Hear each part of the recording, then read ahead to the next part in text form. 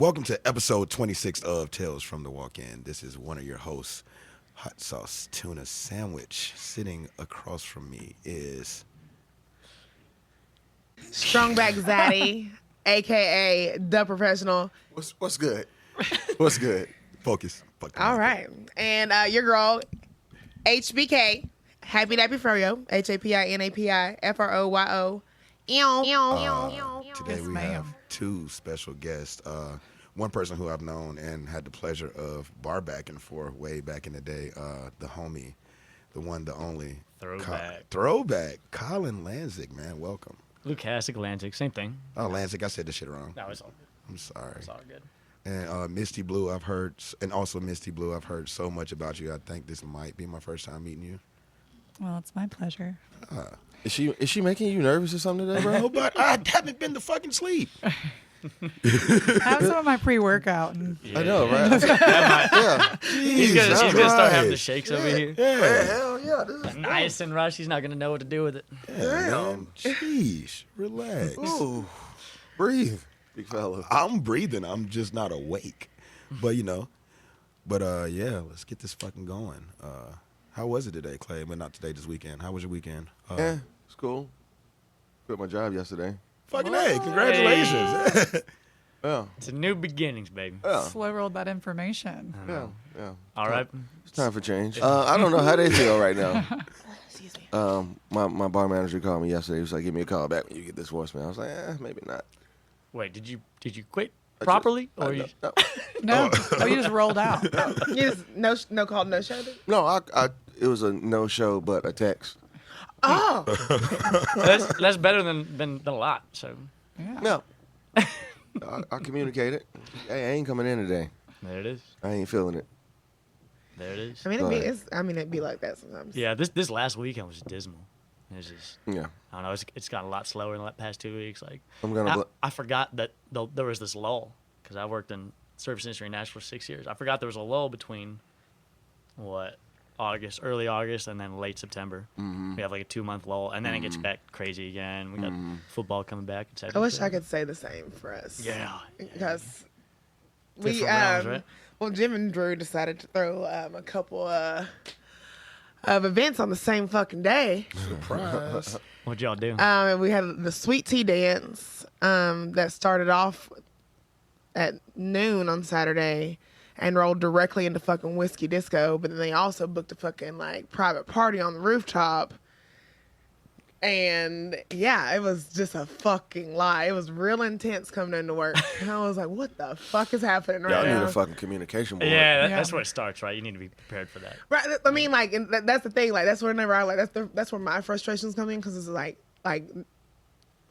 shit just not being prepared Not and knowing. like not being prepped and communication Oh, and not enough fucking glassware and it's just like motherfucker. Never Like, enough glassware. There's just Never never enough. enough glassware. but that, I mean, like that definitely should have been a plastic cup day. That's all I'm gonna say.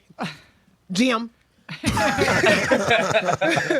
Well, we luck out on Broadway. It's plastic everywhere. God Like, damn. honestly, I'm so spoiled nowadays. I don't think I can go back. You still at you still down There's a down glass at Acme? shortage. I'm still down at Acme on the weekends. There and is I a got, glass shortage. Yes. Yeah, there's a glass. There's a glass Verona shortage in the whole plastic. world Yeah. right now, guys. Why are we using glass at all? That, Yeah. not enough sand. You know, not enough. Glass. Donate your Polished glass. Donate your glass. But no, I'm over at Miranda's half the time and Acme half the time now. How you like over there at Miranda's, man? I went there for the first time Monday, right? No, I mean, it's it was all. It was not Monday. Wednesday. Wednesday was one of those days. Let me tell you, Miranda's is a machine. Like anything TC, Luke's, Jason's, FGL, Miranda Lambert's, which used to be Crazy Town, right? God, they're a machine. But what's really interesting about Miranda's too is apparently TC has like a shelf life of 5 years, where they say there's only good money for 5 years, probably with the exception of Jason Aldean's. Only good money for 5 years, and we're going to close it down. We're going to revamp it, open it up again. That's their business model.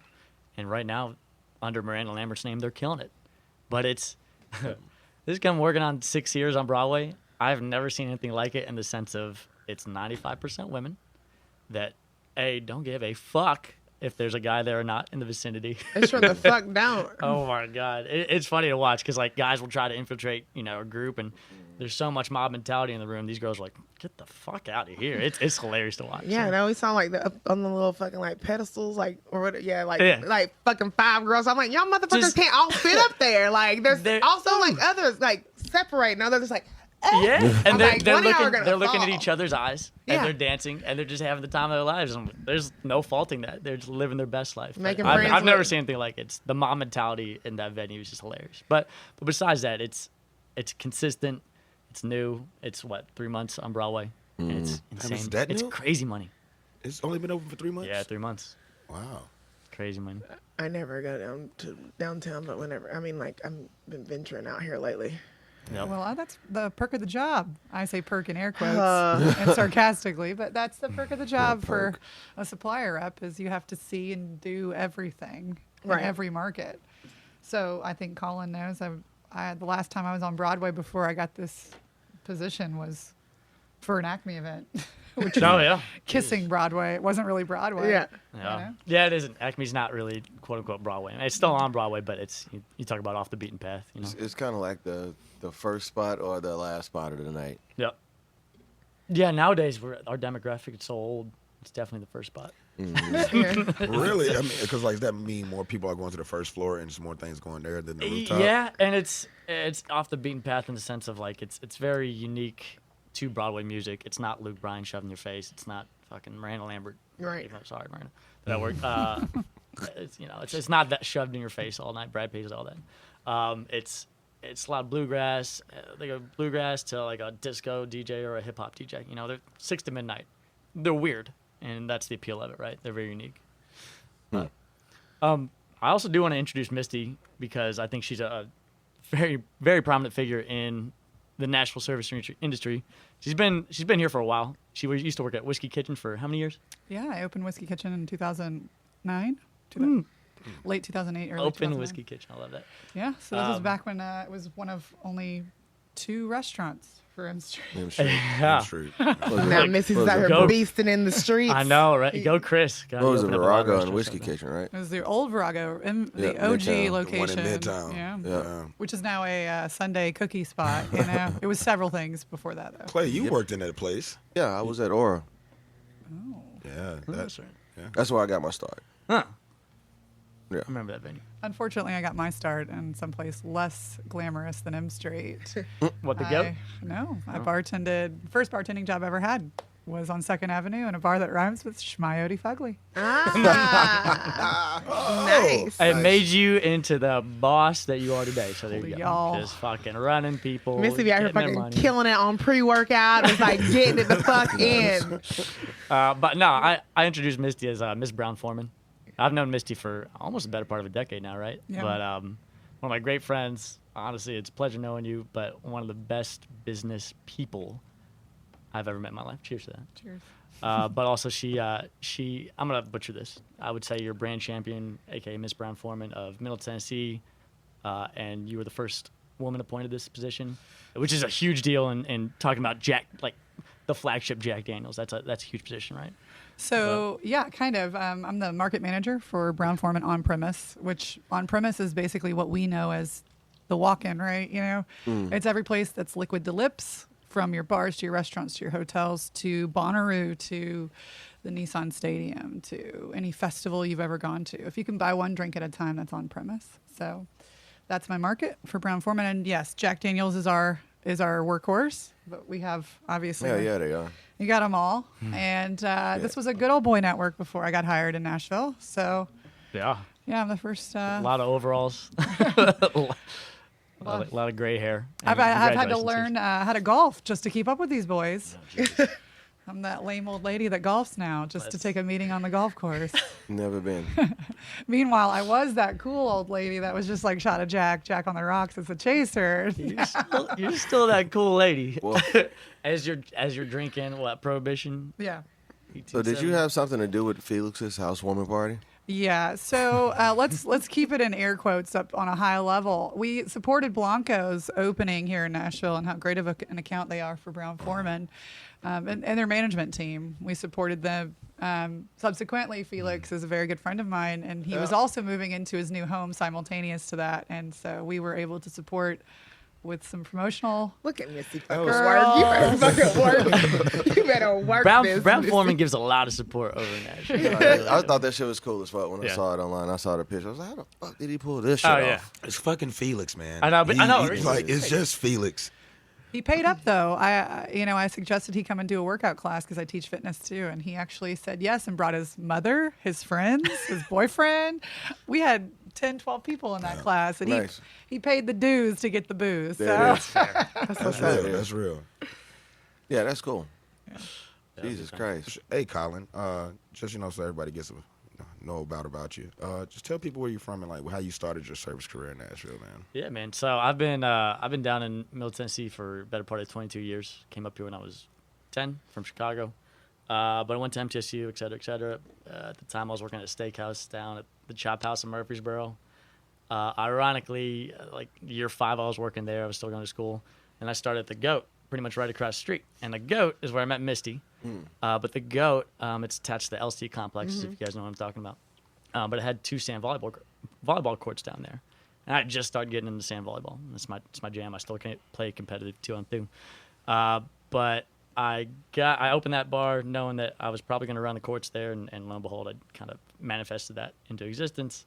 So I worked with Misty Blu, started running those volleyball courts, and then making my move up to Nashville about 6 years ago. I've been working at Acme since, and now branched off to Miranda's. But between all that, I run a bar versus bar volleyball tournament that's gained a lot of traction here in Nashville. We get about 250 to 300 bartenders out per day,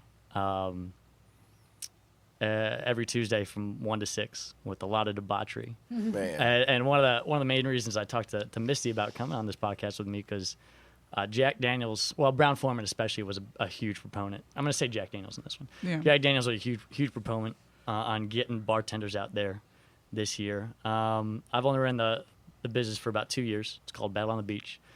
But coming out of COVID this year, a lot of new faces, different landscape of people. And instead of charging a bar to come out, which would be $300 per bar, Jack Daniels decided to pay for half of it. And because that's dope. That's dope. So every Jack Daniels straight up cut it down to $150. And which makes it a lot more promising for a bar to be like, oh yeah, we'll pay this for our staff. We need a little morale boost, especially coming out of COVID. And it worked out great, man. We had 20 teams, 20 bars. And the concept is, as long as you buy your bar in, you can bring out all your staff, suck up the booze that's going to be there. There's a different beer and liquor sponsor every single day. Brown Forman, again, they had 3 out of 6 days. They threw a fucking party. Yeah. And they got a lot of liquor to lips. We had a great time. Got a lot of debauchery out there. If you can imagine 250 bartenders from 1 to 6 in the afternoon in the hot Yeah, sun. I mean, I've seen it. Yeah. it's a good time. Shit got real. I mean, sorry. I think I remember seeing you Especially in a tournament crop season. top. Dude, Yeah, I got a couple crop tops. Yeah, Yep. you were rocking the crop top. Yeah, there's a Jack picture Dropping out there with like Clay. There's a picture out there with Clay on a bouncy ball with a mustache on it, living his And best he life. was so happy in that picture. It's like that's the happiest I've ever dude. seen Clay in my entire life. He's breaking hearts all through Nashville with that picture. That's funny. That's hilarious. It was so I true. really like the whole dynamic of like bringing everybody together though, Yeah. because I feel like there's a lot of like bar drama in between places. Like, Absolutely. she's fucking trash because she works at blah blah blah. Like it's like but like that like literally like you made friends that Yeah, were for that sure. were enemies. Yeah, and to dive a little bit deeper on that, it's not about the volleyball. I can give a shit Right. less about that. Like it's 6-on-6 recreational co-ed. Not a lot of athletes out there. Right. They're all hungover. So it's not I about mean, the volleyball. alcoholism isn't a sport. What? You know what? On the bouncy balls, it kind of was. But no, it's about networking. The catalyst to networking and having a good time and meeting other people is volleyball. So my theory was, hey, I ran volleyball tournaments before. As long as and I saw what sports does to people and camaraderie. You have a little bit of competition, you make a more intimate connection with someone. So you put 6 people across the net from each other. They're bound to meet each other. You use alcohol as the lube, social lube to get there. That felt weird saying. But it really worked. So, and the reason why I created, honestly, I was, 2.5 years in the Acme. At one point, I counted. There was like a huge blow up this one year. At one point, I counted like 12 new bars on Broadway. now Acme used to be the top dog, right? And then everyone saw what that could do. Mm-hmm. And then 12 near bars on Broadway popped up in the same year, and I was like, I don't fucking know anyone. No one. Most of the artist names behind them. Yeah, exactly. It's the same one I'm working at. And I didn't know anyone. So I was like, let's see. And I honestly didn't know I could turn this into what it's going to be or what it is right now. And I was like, let's get these people together in a creative, unique way that's not just, hey, we're going out, industry party and drinking, having food.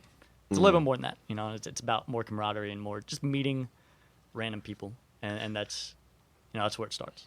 So. Hey, Colin, I remember when you were, we're sitting at Rosemary, during, what was it, fucking bingo? Was it bingo or was it the one we won? Because your drug knowledge is really impressive. My drug knowledge is very impressive. It was drug knowledge drug trivia. Oh yeah, it was trivia, and it was the. I thought you said drunk knowledge. No, drugs. Drug knowledge. Drug. Yeah. Street pharmacist. All right. No, not a pharmacist. Customer. Fan. Really big fan. But no, I remember you were sitting down. Who was? I can't remember who you had a meeting with that day. Doug from Rebel. Yeah, Rebel Doug. And dude, just seeing you go from like the beginning stages of setting all of that shit up, man, I just want to give you a props on that because like you really did an amazing thing for the bar industry, and I seriously appreciate that. Because like you put in a lot of fucking hard work to do that shit, man. Absolutely, a whole season of COVID.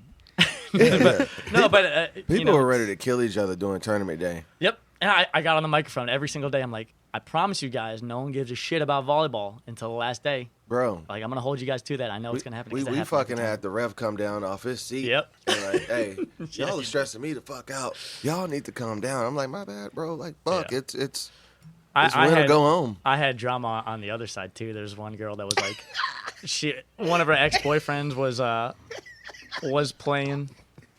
You got some... Don't you taint my tequila, Misty Blu. Don't you do that. The fuck is this? I only poured you 2 fingers. That's all right. That's a real bartender's pour. Shit, big ass fingers. That's a red door pour right there. For real. Jesus. All right, man. But cheers to Colin and the Battle of the Beach volleyball. What is it? Battle on the Beach. I had to change it from Battle of the Bars to Battle on the Beach. Some trademark issues going forward. I will say, though, the first meetings that we had with you, too, I mean, a lot of people come to Brown-Forman asking for money for a lot of reasons. Whether it's, something easy we can do like T-shirts and a sponsorship or a donation, but they always are, hey, can you pay for this or that? But every meeting with Colin, he was just like, I don't care what you can do, just please get involved. Right. Yeah, that's all it's about. For sure. And he really just cared about trying to get everybody together. That was his goal. So 100%, we were like, we're in. Yeah. You tell us what we can do it and how we'll do it. It's a lot easier to participate in our community when somebody cares and gives a shit. And that's one thing that we need in this industry, especially in Nashville, is more of a sense of community, man. And I really think you're one of the first and only people to really start that, especially now with how everybody's coming out of COVID, and there's a slew of new people that just started their careers in the service industry. I mean, you think about the old dogs, we fucking the last of the Mohicans. Man. I know.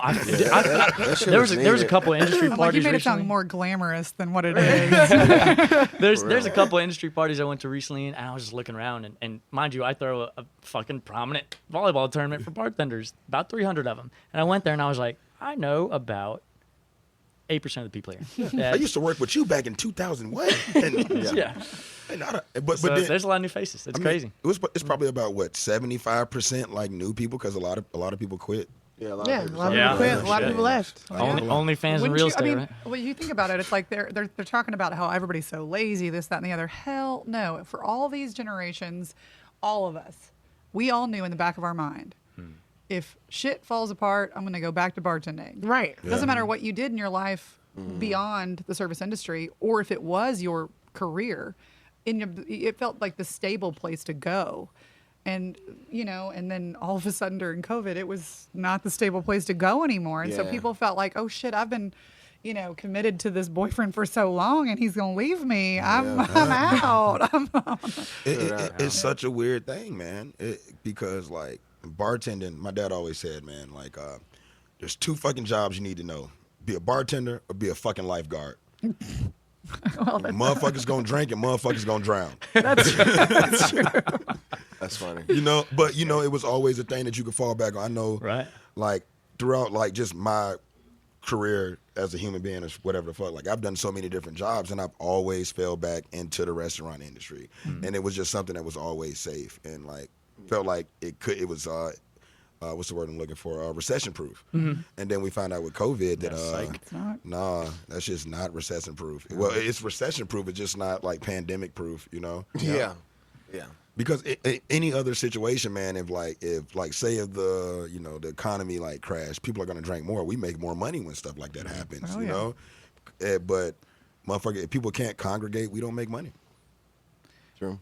We're providing like the social aspect of drinking. People can drink at home. People can drink, wherever and whenever they want to now, right? It's just we provide social aspect and connectivity, and that piece went away. So people, Because people are fucking weird now because they've been drinking at home for too goddamn long. y'all. These motherfuckers got no social cues at all. They get nothing, nigga. And they gives no fucks. I mean, but you can blame them because they're fucking assholes. But it's like, can you really blame them? These people don't know how to drink in public. Nope. Yeah. Nah, like, no.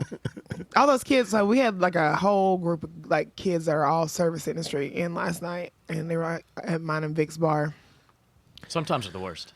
Oh yeah, Well, the news, it was kind kinda cute. Yeah. It was kind of cute. Right. It was kind Not of better. cute. It was kind of cute until it Can we get wasn't something cute. called a Fernet? Like there was literally Have you like, heard of Fernet? do you know how to make a martini? Bitch. That Shorty asked bitch that. literally asked fucking Vic this last night, and I was like, Honestly, in her defense, a lot of Broadway bartenders don't. So I mean, but there's- it's- right, but I mean it's rosemary though. Like I Right. mean, like you're coming to like obviously hope you do. right. It's a We can make a like cocktail. yeah, exactly. But I was just Yeah. like, but And it they wasn't were, even a true they were, martini. They were putting glasses like every fucking where, and I like literally like I collected them all. I said, hey, are y'all service industry? And they were like, oh yeah, and I was like, then y'all should fucking know better. Bring those glasses up to the bar and put them like line them up correctly. Please. I was like, instead of leaving them on the fucking floor. They were like 21 somethings. Doesn't matter. Don't They're not going to know care. until somebody teaches them. Right, Yeah, and I was facts, like, this. I was like, facts, I said, big I've been in this. I was like, I've been in this industry for 16 years. I was like, know better, do better. They were like, yes, ma'am. I'll never forget it. Like I had an owner of a bar that I'm not going to get specific. Our first lineup, verbatim, come in. He was like, listen, I'm tired of seeing your hands look like shit. The first thing somebody sees when you serve them are your hands. If you look like shit, I look like shit, we look like shit. I have not skipped getting my nails done since I was 26 years old, and I'm about to have almost my 40th birthday. Y'all, yeah. it takes somebody to tell somebody for them to fucking know. Just like, Get your shit together. just do better. Just do better. That's all I'm asking. But also, man, like last night, prime example, like, chick asked me for a martini. Not a true martini. It was just a fucking dirty martini. That's fucking, she wanted gin and olive juice. That's fucking, in my opinion, this is a cocktail in a coupe glass. Just like shake like it. just a 1-in-1. Well, 2-in-2. Just shake it. Yeah, I mean, of course. But her the but it was shot. the one dude that like motherfucker asked me for a Sazerac, and like I used to get asked for Sazeracs all the time at Rosemary, like pre-pandemic, and then Katie was like, I ain't got enough time, make this shit. And I was like, you know what? It was also just pissing me off because he just kept asking for all kinds of like unnecessary bullshit. That's like, what new bartenders do. Right, and I was like, this. I was like, you're real fucking excited, aren't you tonight? And I was They just like, want to test it out. Well, no, I was like, I heard about a Vucare. Should probably come here and order one. Or when someone says it wrong. Yeah. Can I get a Beau Curry? Or the Boulevardy. The Boulevardier. Boulevardier. Something. Boulevardier? Boulevardier? So I remember it was Bill from used to work at Acme. He was like, it's actually pronounced Vucare, and I was like, oh fuck, here we go. This guy. I could call myself out one time. I took my first meeting at Lippman Brothers when I was on the distributor side. And I knew a shit ton about a shit ton, but I didn't know everything about everything. And I looked down at this Amaro and I was like, China. I said it out loud.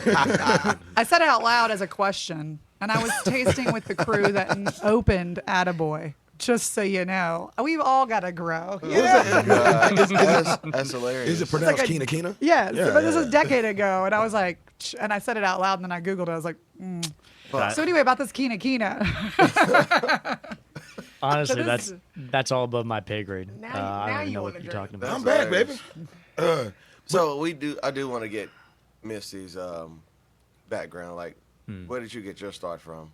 Well, I was in sales. My first job I ever had, actually, I was a server at Shoney's out in Gallatin, Tennessee. Shout out to Shoney's. Shoney's. That was the same Shoney's my mother worked at when she was in high school. Love that. My dad was in the Navy. We moved around a lot. I was primarily California, and I was like San Diego? San Diego. Yeah. Fucking San Diego. I was like, I'm never coming back to Tennessee. And lo and behold, I did come back to Tennessee. With a fucking vengeance, though. You're fucking eating Nashville the fuck up. Y'all, my 20-year class reunion is in a couple weeks. I cannot wait to go in middle fingers blazing. Oh, it's just What shit. the You're still And shit on fit as everybody. Fuck you, fuck you, I'm fuck like, you, I have a fuck private you. bartender You're for cool. myself tonight. He's not to be shared by any of you. Wait, am I a bartender for that? Sure, if you'd like to be. Absolutely. But only if you do it topless with a bow tie. Deal. Hell yeah. I know Let's a guy. Deal. I know a guy. We all know We the all same know guy. a guy. We're talking about the same guy. Yeah. Is that Austin? Yeah, it's Can he be my driver as well? Yeah, 'Cause he might he's be. hired. Probably. I'm pretty sure you can get him to do it pantsless. I mean, that's what Gallatin, Tennessee needs is a pantsless bartender slash yeah. sober driver. But when I moved back to Tennessee, I got into sales. I sold Cadillacs and Hummers. And here comes the joke, y'all. I was the Hummer saleswoman of the month. With a name like Misty Blu. Just it slinging Hummers, all huh? makes sense. Well, it was a really tough job. I was in college. I was going to school for design, which clearly I'm not using. And so I was like, I can't keep these hours up. So I went downtown. I got drunk on Jack Daniels one day, and Coyote Uglies was having casting calls. And so You would have heard. I went home, put on some cowboy boots. I sang, never sang on a microphone before. I danced, never danced in public before. Like, I did it all. They really do auditions. Oh, I did it. Yeah, And this I is didn't know know that. they do auditions. this is before it was what it is now. This Yeah. is back right after the show had come out. Oh, Jesus, yeah. So then I got into that, and then I opened M Street Whiskey Kitchen, and then I went and opened Tavern, and then I opened Citizen, and then they asked me to go to St. Anejo, and I was like, hey, y'all, I'm making $3 an hour. I'd like to make more than that. I know I'm a lead bartender, air Right. quotes, and the $3.75. the generosity of strangers is incredible. I'm living downtown and driving a Cadillac, but could you pay me more? And that was a hard no for them. So after 6 years at M Street, that was my family, I had to break up with them, and I went out to the Goat because they offered me what they told me at the time I know that was the event coordinator, bar manager position. They were like, oh, wait, no, you still have to bartend. And also do all of our paperwork. Man, that's a lot. That's a lot. That's a lot for one person, man. Like I think, Hell yeah. you know what I'm saying? Like if you're gonna have somebody be in like an administrative role, you should not make that person bartend because that administrative shit is actually a lot of fucking tedious ass work. Whose people like shit depends on. Like if you're doing like event coordinating and shit, you're answering fucking emails all goddamn day, and then having to go in and like work a 14-hour shift and then still go home after that. Have to go work a double the next day, but you still have to like make sure this person's confirmed for this event and all of that shit like that. And that is too much for a person. I think It's like companies are trying to get the bang for their buck with the employees that they consider their most prominent employees, but without cutting the fucking check. Like, but- cut the fucking check. They see the fucking workhorse in your eyes, and they will literally They take will it, and they fucking will burn ride you out. They you will till the burn you out, motherfucking yeah. wheels fall Hence why I off. quit. But this is the point. The worst I'm proud of part. you, by the This way. is the worst part of being in that job. Yeah, the work schedule sucked. I was working like 80 hours a week, but we're all in the service industry because we have a giver's heart. Right. Yeah. We all are hospitality in our heart, right? So when I'm standing next to a Colin or Michael or any of the gang that was bartending next to me, Correct. and I had to split tips with them when I know that they were making $2 an hour, and I was earning. you'd much rather just take your. I'd rather just take my shit ass salary and let them split their tips. I care too much about them and their That's real. autonomy. So it's like it was just this dirty relationship is what it felt like. It was feels kind like of you're getting molesty. over on your homies. Yeah, it was Yeah. molesty. I didn't want to be a part of it, but I always wanted to work for Jack Daniels, so I knew I had to work at Lippman Brothers first, which is the distributor here in Nashville. How'd you get that gig? You just Well, it was a conversation for several years, and then a couple of interviews, and then, I called my mentor, and I was like, I need you to push them over the edge for me. I don't know what the fuck I'm doing wrong on these interviews. And it was because I was one of only few of the sales reps that actually has service industry experience. And this is crazy to me Like, because There's a lot of people. like, There's a why lot of wouldn't you people want that Yeah, are why would you not pick him up? exactly, it's crazy to me because I went from being the new girl that they were unsure about to being the top producing rep as far as like percentage of growth in my first year because I knew how to read a P mix. How to do, because I know how to do a cocktail build and how to make your profit margin. Like, But then also the relationships you curated that's throughout. true. You know what I'm saying? That's true. But man, I could walk into a bar and they're like, I don't know what to do with this product. Well, here, your ounce pour cost for this is 63 cents. If you do an ounce and a half of this, and then let's throw in that Kina / China, and then let's do this bitters, and here you got a cocktail, a sexy ass cocktail. It's 4 steps, and you have made your 17%. And they're like, whoa, hell, what is that? I feel like they were more intimidated by you, if anything. Probably one. Also, Because you're a woman. I first met That's Misty probably what at the fuck it Nama. was. Nama? Oh, by your spot? Oh my God, Yeah, my your heart old just spot? swelled when you brought that up. Yeah, so- I remember I came and you were behind the bar, girl. So I first met Misty at Nama, and she used to come in and actually teach us. We set up maybe once every couple weeks or maybe once a month. We'd have cocktail lessons or like learning about new spirits. And Missy would actually come in and fucking deliver. And it was all taking notes because I was fucking working in mom and pop places and slinging one-on-ones. Mm-hmm.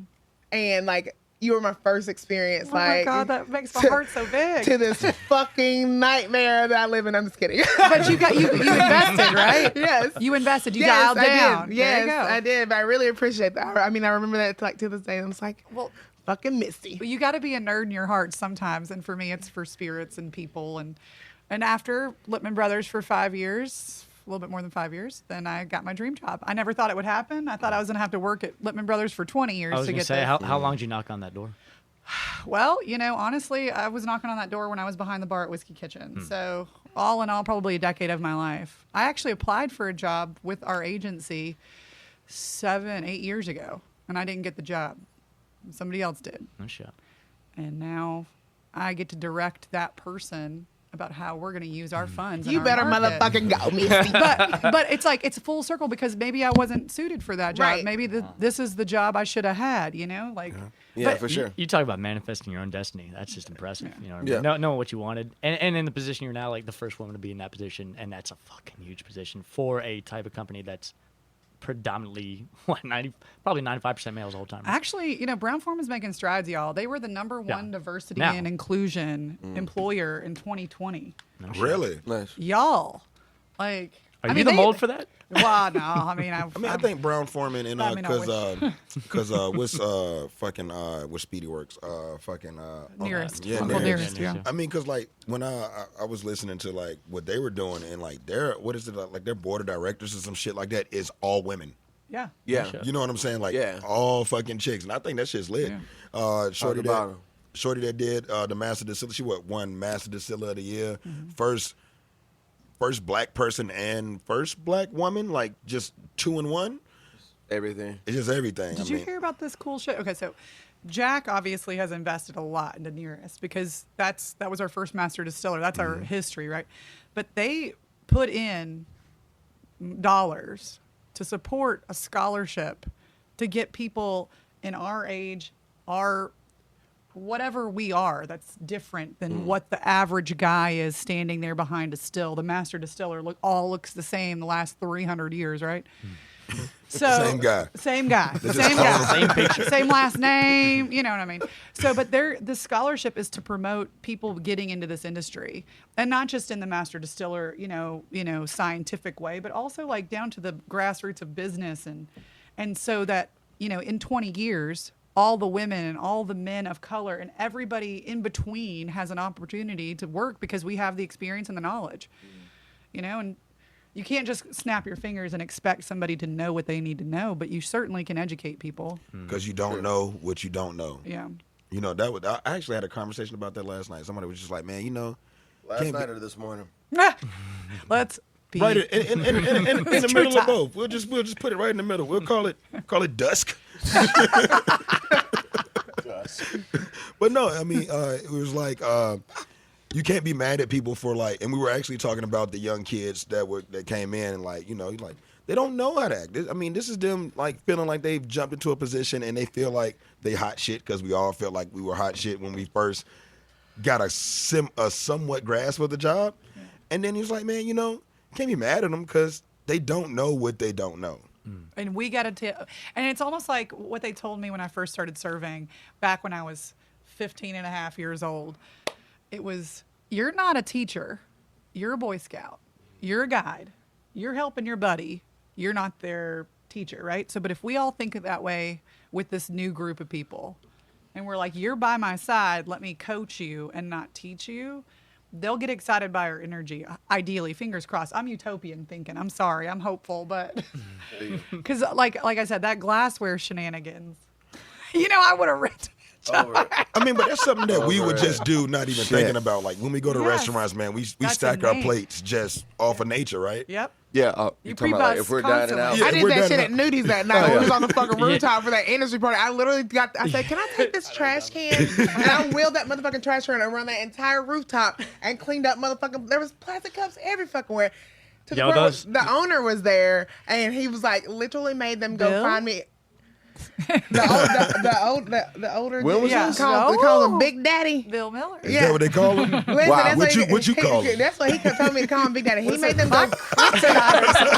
He made them go find me a fucking crystal glass for me to drink fucking like tequila out of. And I was like, I said no. I said no, that is not necessary. I said I'm a fucking bartender. I said that is a dick move. Don't do that. He was like, I'm Big Daddy. I was like, y'all, there are some people that hate and love that man, but man, he is incredible. You gotta sit down for a lunch with him and just pick his brain. He sounds cool. Yeah.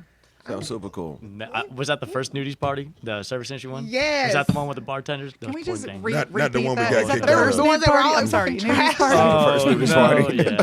That's not the one we got kicked out of, right? Yes, that's not the same day. Same party, but different day. Yeah, but different. Yeah, we got smooth kicked out of that. They got smarter on the bartender system the second time around. The first time was like you were having 20 bartenders deep waiting for drinks for 20 minutes. You're like, it's bad, maybe bad luck. Okay, I've realized, yo, like especially like working at like where me and Katie work at, like man, it's kind of hard to get to people in a timely manner, man. When you're doing $55,000 in a fucking like day in a day in one day, but you're doing 26 of that in like 6 hours. Yeah. You know, like shit, man. It's a fucking horde of people. It's like World War Z. And it's like, what the fuck? And it's not just fucking like Jack and Coke or it's not one of like Tito's soda. It's like you got like exactly like, can I get a French 75? Can I get a street trash? Can I get a mojito? Can I get like all y'all want different like cocktails actually like take a moment to build and like and then you're just like it's just getting fucking like stared down the entire fucking night, being like for like go back 12 to hours straight. And they ask for 6 different drinks when you like, okay, I got your order. We're done with you for right now. No, you're not. Can I get more? But that's like the first wave of cool. You're the first wave of cool. If you look like you're cool and you got it under control, the whole crowd is like, oh, we're good. Now these the minute you show weakness, you cannot show weakness. Misty Blu, these motherfuckers are a new breed. They don't care if you look cool or not. They do not care, Misty Blu. Oh yeah, they don't give a fuck. What are the Gen Zers? That's some East Nashville shit, Gen right there. Zers. They're like, I'm gonna Google something that sounds cool, and I'm it's gonna not buy even it. like East Nashville people though. Like we're literally Top 10 drinks ordered I was in on Nashville. Facebook. I was on Facebook yesterday, and I'm on like God 3 damn different it. like hospitality pages for Nashville, and people like asking like, you know, where should we go? Da, da, da. I keep seeing fucking Rosemary's name pop up everywhere, which is great for business, whatever. But the people that is bringing, yeah, absolutely. I swear to God, I got Okay, PTSD. girl, you're in. Listen, that happened at Whiskey Kitchen. Yeah. And I worked 7 days a week. And then thank God it passed for me. But just so you know, the bachelorette parties, the newly 21-year-olds, the dads bringing their sons for their first beer. You just strap in. That's a magical moment. I'm Dad about to bringing be his like son for his first motherfucking beer is a magical Game of moment. Thrones, like winter is coming. Winter is fucking what? coming. Just like, come on, Roof. I mean, but I was drinking that way younger. So my first beer was, Yeah, 8. that's a good question I have for everybody at this table. When was your first drink and what was it? 8 years old. What? Holy shit. 8 years old, and it was. He doesn't remember. I do remember. I remember exactly what the fuck it was. 8 years old, and it was Scotch and milk. Cutty Sark, and milk. God dang. God, I love you. You was just running around the house. Your mom just wanted to put you No, down. no, it was my mom. Yeah, no shit. My granddad drank scotch and milk every fucking day to the day he died. Oh and my he, God. he I've caught- never even heard of that. It's fucking disgusting. Yeah. Yeah. A nipple in a glass. Like, seriously. I was in the liquor cabinet because I was, I'm me. Mischievous. Yeah, that's a good word for it. I was going to say an asshole, but yes, mischievous sounds way better. But no, man, I was like sneaking into the cabinet, drinking the Cutty Sark, because I saw like, oh, my granddad drinks this. I'm going to do this too. And then like him being like old school, probably would be canceled if he was still alive, was like, he was like, yo, if you're going to drink my liquor, you got to drink it like me. And this motherfucker poured fucking glass like he drank with fucking scotch and milk. This is a person that ain't never worked in the service industry. So Throw up? fuck yeah, I threw up. Wasn't that what all parents did? They were like, you want to smoke a pack. Yeah. You smoke a pack, Gonna motherfucker. learn today. Oh, you want to be a man, huh? Dude, Yeah. to this day, that is the reason I don't drink scotch. Oh, well. Scotch is great. I don't drink It is scotch. Scotch can a suck lot. a dick, man. I'm not I'll gonna do lie it with to you. training wheels. I like a Little soda and spritzer. little- Little spritzer little on top lemon of in my there, whiskey. I do not Like- The touch only scotch scotch. I've ever drank is Sia. My first drink? I don't even know Yeah, if, let's go if they play. still make that anymore. Oh, my first drink. I Sia? want to say I was maybe 15, 16. My mom was at work. I was at home. It was during the summer. She had this fucking Bud Light on her nightstand. Like an old one that was like You drank a lukewarm? warm Bud Light? Like a room temp? I drank a hot ass Bud Light. I popped the top. I put it in my mouth and I spit that shit out. I was like, I don't know what the fuck she's doing with this, but I'm gonna get rid of it. I'm done with this Where one. my beer, boy? She didn't even ask me about it. It was just gone. I always thought my dad. It's grew like, up why do you drinking have a that. hot ass Bud Light in the room, not in the fridge? Some I people like always warm thought beer. the smell of beer was amazing. I was like, I can't wait to try this shit. And then until you try it, you're like, oh my god, it's fucking terrible. Like mean- even to this day, like cigarettes kind of smell good to me. Oh, they but smell tasting, they're delicious. fucking terrible. Yeah, I Smell don't delicious. smoke. Beer smells delicious. I don't drink beer, but No. it smells good. I enjoy beer. I'm probably the youngest one that's drank, or I drank at the youngest age. What is It was like 3.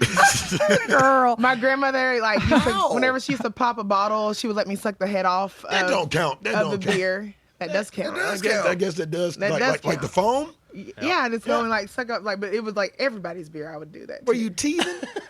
No, that was just So she grew got up a- in It was just a thing. She Right? got Girl a was couple, taking she some got a couple Hardy ounces in. yeah, I grew up in She- the yeah, I at grew least up in 2 the ounces. country. She hears a bottle pop. She's like over there. Yeah, I'm real like, quick. She was taking some hearty naps. yeah. I like. It does count. Remember, like I have a huge fucking family. Like, my mom's like 73 now, so like whenever she had me, she was already 36. So I grew up around a bunch of older motherfuckers who didn't give too many fucks, and I had like a lot of my great grandmother was one of 22 kids. I had a lot of old ass uncles. They didn't give a shit. They just had me on the hip. Like I'm sitting out there. Hold like, on. Your grandmother was one of 22 kids? Yeah, That's a lot of fucking. yeah.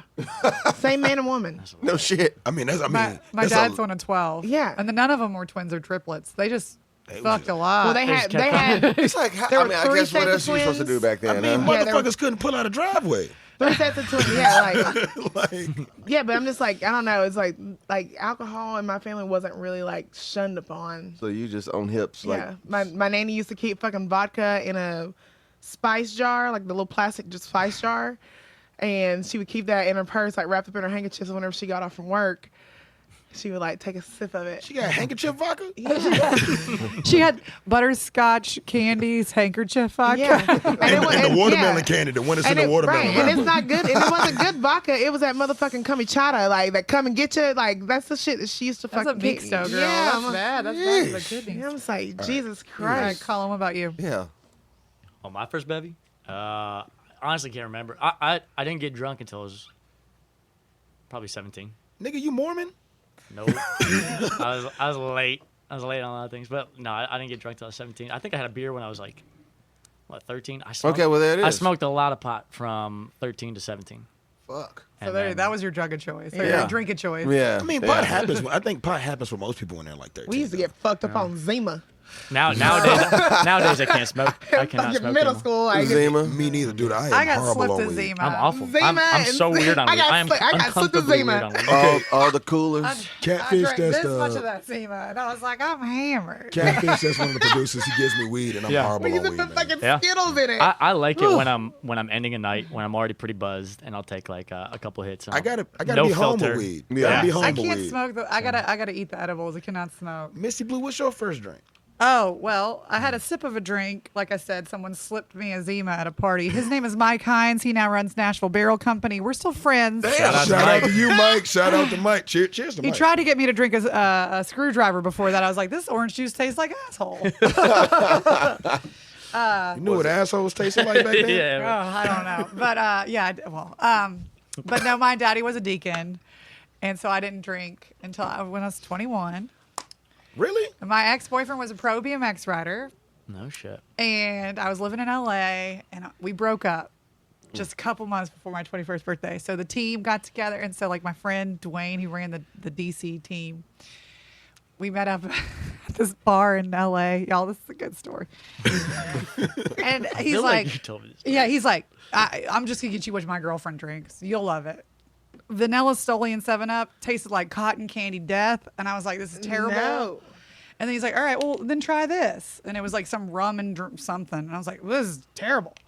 And then sent over some sort of a champagne. This is terrible. You had a fucked up morning. And I was like, this is not what I want. And then they sent over a beautiful little drink. You know, it's the size, the drink, the cup or the glass that's between a rocks glass and a shot glass that halvesies in between. Mm-hmm. And it was just a tiny bit pink. And so I took a sip of it. I was like, this is delicious. The bartender's like, that is whiskey with a splash of cranberry. And he was like, you're a whiskey girl. I was like, What kind of whiskey? All day. I don't want to say it's a competitor, so it could go. Definitely Crown Royal. Definitely Crown Royal. I hate Canadian whiskey, dude. I hate Canadian I hate whiskey. Just tell Canadian us whiskey. later. I like 'cause I want to Canadian know. whiskey, man. Unless it's It's not real Canadian. whiskey. It's not real. Unless it's Canadian mist. You said it ain't real. Canadian Miss is the fucking pits. It's the pits. It's fucking Okay. horrible. Hey, Brown Forman used to own that. We sold it off 2 years ago. So Good So it's job. terrible. It's the worst. Yeah, it is. It's Canadian Miss. It's so fucking So, awful. has anybody heard the rumor that fucking South Street is opening back up? I What? heard. That's I a- heard. that's a no with, doubt. or with or without the tree rats. Yeah, dude, those tree rats are legendary. Those tree rats are what got that place shut What? down. Yeah, Do you know that? yeah. Tree But rats? Apparently this is a great story. Apparently They were wa- it was like teetering on the edge of, oh, should we fucking stay open or not? And then a server walks in and she goes, oh, look at this rat. And she tries to pet it and it bites her hand. motherfucker bit the shit. Bitter. And apparently she's flailing with this rat on her finger. Blood's going everywhere. And then they're like, yeah, I guess we should probably We should probably close. That's a wrap. Fucking super rap.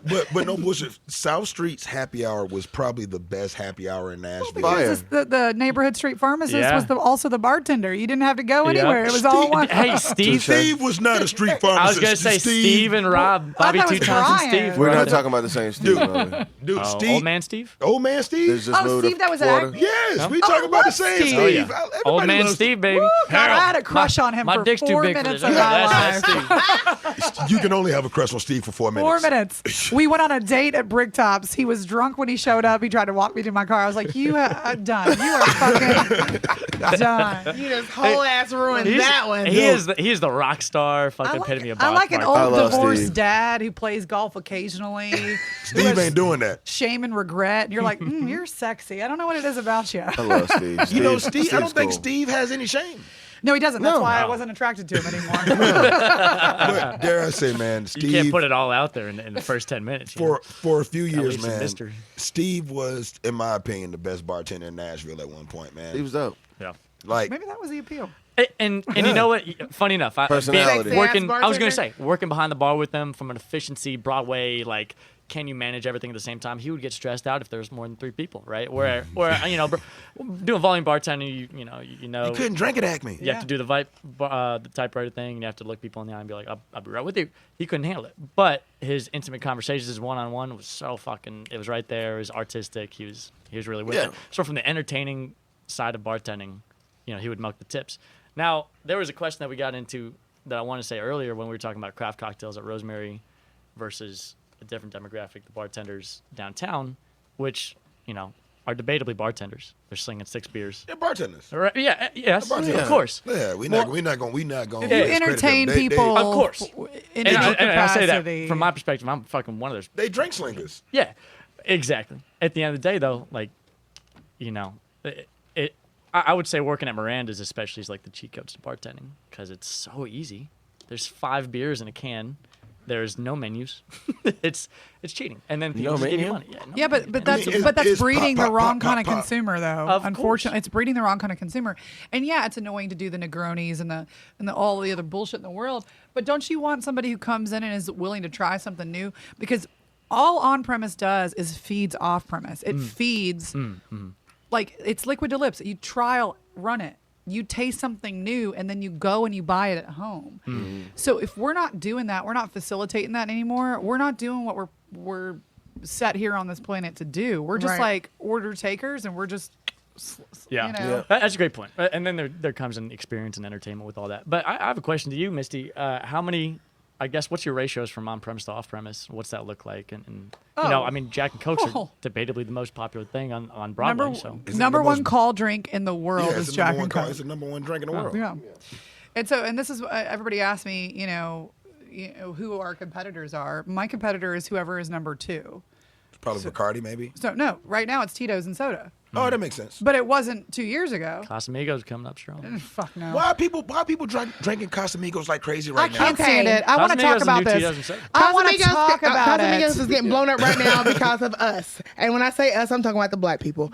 That is why, because literally it just got discovered by the fucking black community, and it is literally, that's the only thing I see on everywhere. Yeah, fucking like everywhere. literally, it's like everybody. I'm like, George Clooney don't even own the shit no more. I thought Do yourself for the a last favor. 4 what's years. about? Like they just said they were. Do yourself a favor. Do you remember Entourage? Yeah. Do you remember Avion? Yeah. You remember where the fuck that went? Nowhere, right? Right. It's the same fucking juice, y'all. It's from the same nom. It's from the same distiller. Like, this is my thing. It's branding and like marketing. It's and all change. branding It's and George marketing. Clooney. And it's, Well, since you're being weird, let's take a shot of that shit. Like, and tequila. And tequila is allowed to have 1%. Girl, don't you do that to me no more. Okay. Tequila is allowed to have 1% of something else. I'm just gonna take it from the Right. It could be the like, source. it could be sugar water. It could be Whiskey and Casamigos all in one.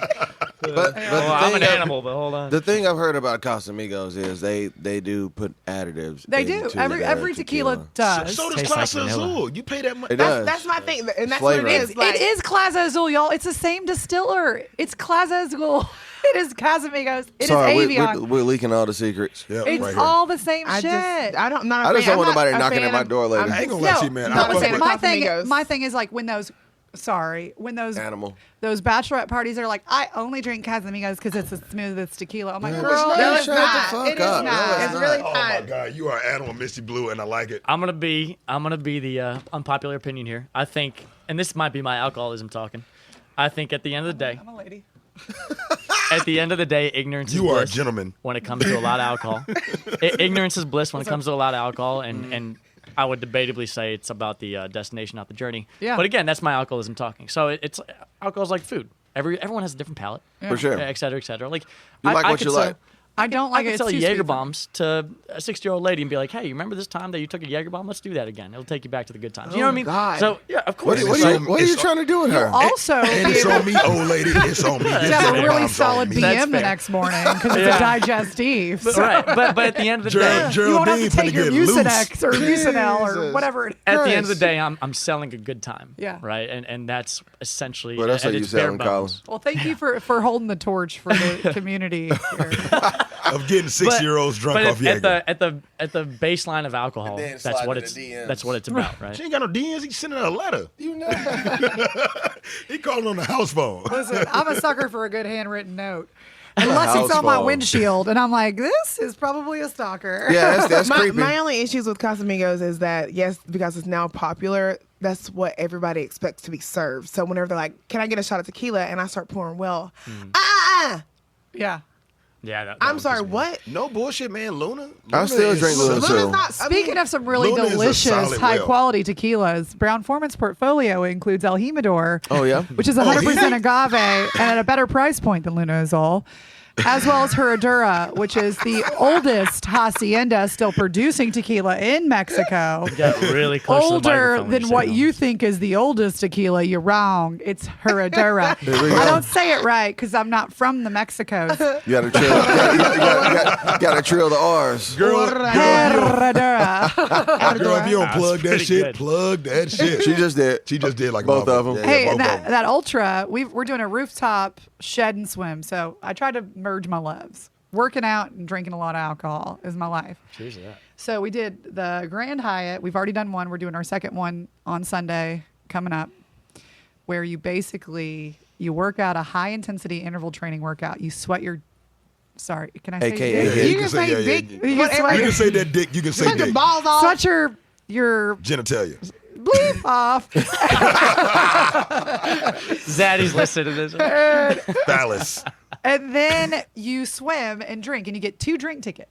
You get one Herradura Ultra, which is like the highest iteration of Herradura, and it's like an ultra skinny margarita in a Capri Sun pouch. Where's this at? This is at the Grand Hyatt on the 29th, y'all. Come on. Oh, that's and where the Continental is. yeah, and then there's the it's a Woodford drink. So we do Woodford summer cocktails, and all these fitness people like myself are like poo on the whiskey because it's going to give me the calories. I'm like, let me show you how you can drink whiskey and it doesn't give you a hangover or calories with Woodford.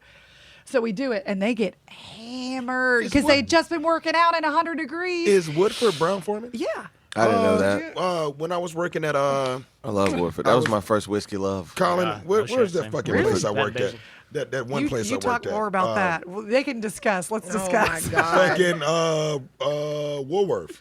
Oh yeah, I forgot you worked there, Yeah, I worked at that place. I opened that place. Yeah. We had they had sent us out to Woodford Reserve, and Oh yeah, to get the barrel. yeah. Fuck yeah. That's Dude. sexy barrel, y'all. Oh, yeah. Ooh, that whole program that y'all No, do is awesome. that program is probably one of the best whiskey tours, man. Like, cause we went to Buffalo Trace after that, and Buffalo Trace's tour isn't as good as Woodford's tour. But they have a stuffed buffalo you can get drunk and climb on. So there's that. but like they didn't get you that drunk. Like we got No. way more wasted at Woodford. Like man, 100%. you tasting like what is it called? It's called the Distiller's Brew. Yeah. You Drink out of the freaking fucking barrel. yeah. The a vat. thing? Yes. Oh, Jesus. the distillation vat. Like just bring glasses and you just go for it. That's not COVID High safe. five. Dude, No, it is because it's alcohol. It burns off all the calories and the pain Dude, and So the, you telling the me germs. people with COVID right now, if they drink enough, they bro, could- it's shit in the glass when you dip the And fucking That's an Zinc cup. unofficial Zinc, though. statement. It's an unofficial. You dip the cup in the vat, and it's like FDA's coming literally for us like right now. It's amazing. Yeah, I mean, no, that was one of, and then we sat with the master distiller, man. This is when Woodford Reserve Was it had put out. They were Chris? just starting to test out their malt Oh. whiskey. We got to take. Can't tell if you're trying to say Herradura or you're just fucking whiskey fiend over here. It was, and honestly, Louisville is, dare I say, people don't give Louisville enough credit because Well, Louisville, there's some political shit afoot in I mean, Louisville. it's Kentucky. You know, it's a But commonwealth. and the- Louisville is a fun fucking time. It is It one of is. the best cities in America to go drink in. Yeah. What is it, Yes. 4th Street? 4th Battle Street on the Beach Live? 2022. We'll see you in And Louisville. Haymarket, y'all. Louisville is lit. You walk, The back door. you walk into Louisville's lit. you walk into Louisville's lit. there's so many bars. There's so many I can't even count. But like you walk into Haymarket in particular, and like for instance, Four Roses is a brand I don't sell, but I love it. I understand it. And I have an appreciation for it. Each of their single barrels is a code because it's a different yeast strand. You walk in and they've got every single one of their yeast strands available in a separate bottle. Behind that, different, as we would call it in the wine world, vintages, different year releases. Oh, geez. That's Then cool. it goes down to my brands and the Woodford distiller only releases that are 375 mils. Every single year they release 2. They have every iteration and different backups. They've got, I mean, shit, and it's all, and like I'm anal retentive as shit, as you well know. And so when you go into a bar and it's alphabetized, subcategorized year by year by year, and you could just sit there and geek out, it's a good damn time. That's awesome. What was that bar called? Haymarket. Haymarket. And the Shout out to owner he actually still bartends. He's been like in just documentaries and shit like that. Word. So this Nobody is. pour me no shot. First of all, Sorry. I was like, goddamn, Misty Blu. I gave it to you. Goddamn, you know I can't pour my own shit. appreciate you calling me my whole name instead of. Okay, so this is the basis of our show. We need a walk-in story. You know, whether it be good, bad. I don't have anything juicy on the walk-in. I mean, like, you know, it's just whatever. I mean, it could be There's like something juices. that's made you go in there and cry, Colin. I got Something a that's like a good- moment There's of juices zen. in the walk-in, so it's Yeah. something Last time I juicy cried in was there over a somewhere. cat. Yeah. We're going to start with Misty first. Then. We'll give you time to think. This is what our show's about. You know, give us that walk-in story because that's I wasn't ready for that. I was like, am I going to literally- call myself out or am I going to look cool? I'm going to call myself out. You know. I mean, it's our saving grace. It's our fucking holy grail. The walk-in. I don't is have our anything fucking, nearly like, as place. juicy as what. Oh It- no, it- it's not going to be a don't sex even. story. I'm It doesn't keeping have to that. be a sex That was story. at the I don't want- dumpsters. Oh, that's exactly. That's what I at was the thinking about. dumpsters, not in the walk-in. Okay. That is where I the do have class is. I do have a walk-in story. We know y'all do. Okay. Everybody so- does. Ladies first. Gentlemen first, Misty. All right. Yeah, gentlemen. I am a It can gentleman. be any I type open the of doors. story. I pay the tabs. I am the gentleman. It can be any type of story. Ow. Yes, get them. Hold on. Cheers before we do this. Cheers to Oh, you. I already fucking drank mine. Oh, she gets it done. Jesus Christ. All right, Whiskey Kitchen back in the day, we had a new fashion cocktail. It was an 8-step cocktail, and there were bourbon cherries in the bottom of it. We would order these dehydrated cherries, and it was my job as the girl that was there every fucking day to twice a week take an 8-quart container, put in 2 bags of cherries, and 6 bottles of Old Forester. Oh, my brand now that I sell. It's full circle. And I had to let them sit at air in like regular room temp with the lid askew under the rail, the speed rail, for about 4 hours for them to get juicy. And then I would put the lid on and put it in the walk-in for 24 hours and then we were good, right? Well, I guess I didn't put the lid down. And I'd done this over 100 times. I was seasoned in this process and I was just careless and reckless. Lowry's. Listening Seasoned to salt. just listening to my at the time I was probably Kings of Leon because I was such a trendy bitch, and I walked into the walk-in and I go to step on the 8-quart of bourbon cherries to reach for all the limes in Why would which you I be had the stepping on cup. plastic? Cause she light. I'm only 197 pounds. You know what I mean? I gotta sorry.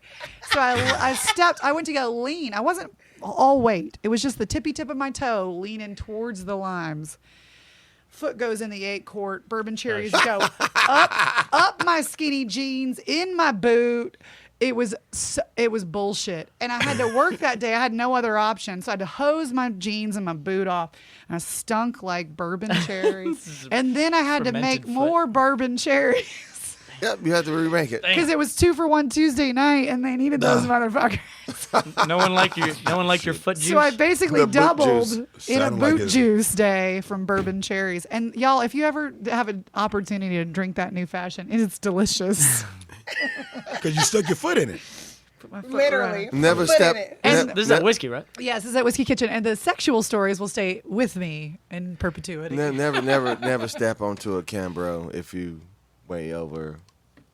I ain't gonna lie to you, man. It wasn't Look shut. good. Had it been shut, I would have been fine. Those are really strong plastic containers. I've seen They Clinton are. do some scary shit standing on top of some shit. Like, okay, like the step ladders that have that like fucking like What's rail that? up there. Do y'all follow that on Instagram? Clayton who? Clinton.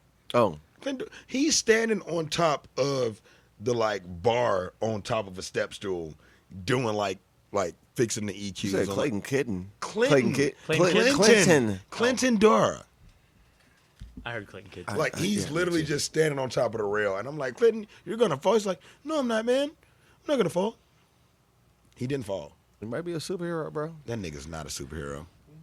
Probably Might be a superhero. rock climber. Knows how to balance. Put that weight in the right There, place. I got to find you guys this Instagram page. It's literally about the bullshit. Send it to us. Send it to us. Tickets that people like, drinks people order, like Negroni 86, sub this, water that.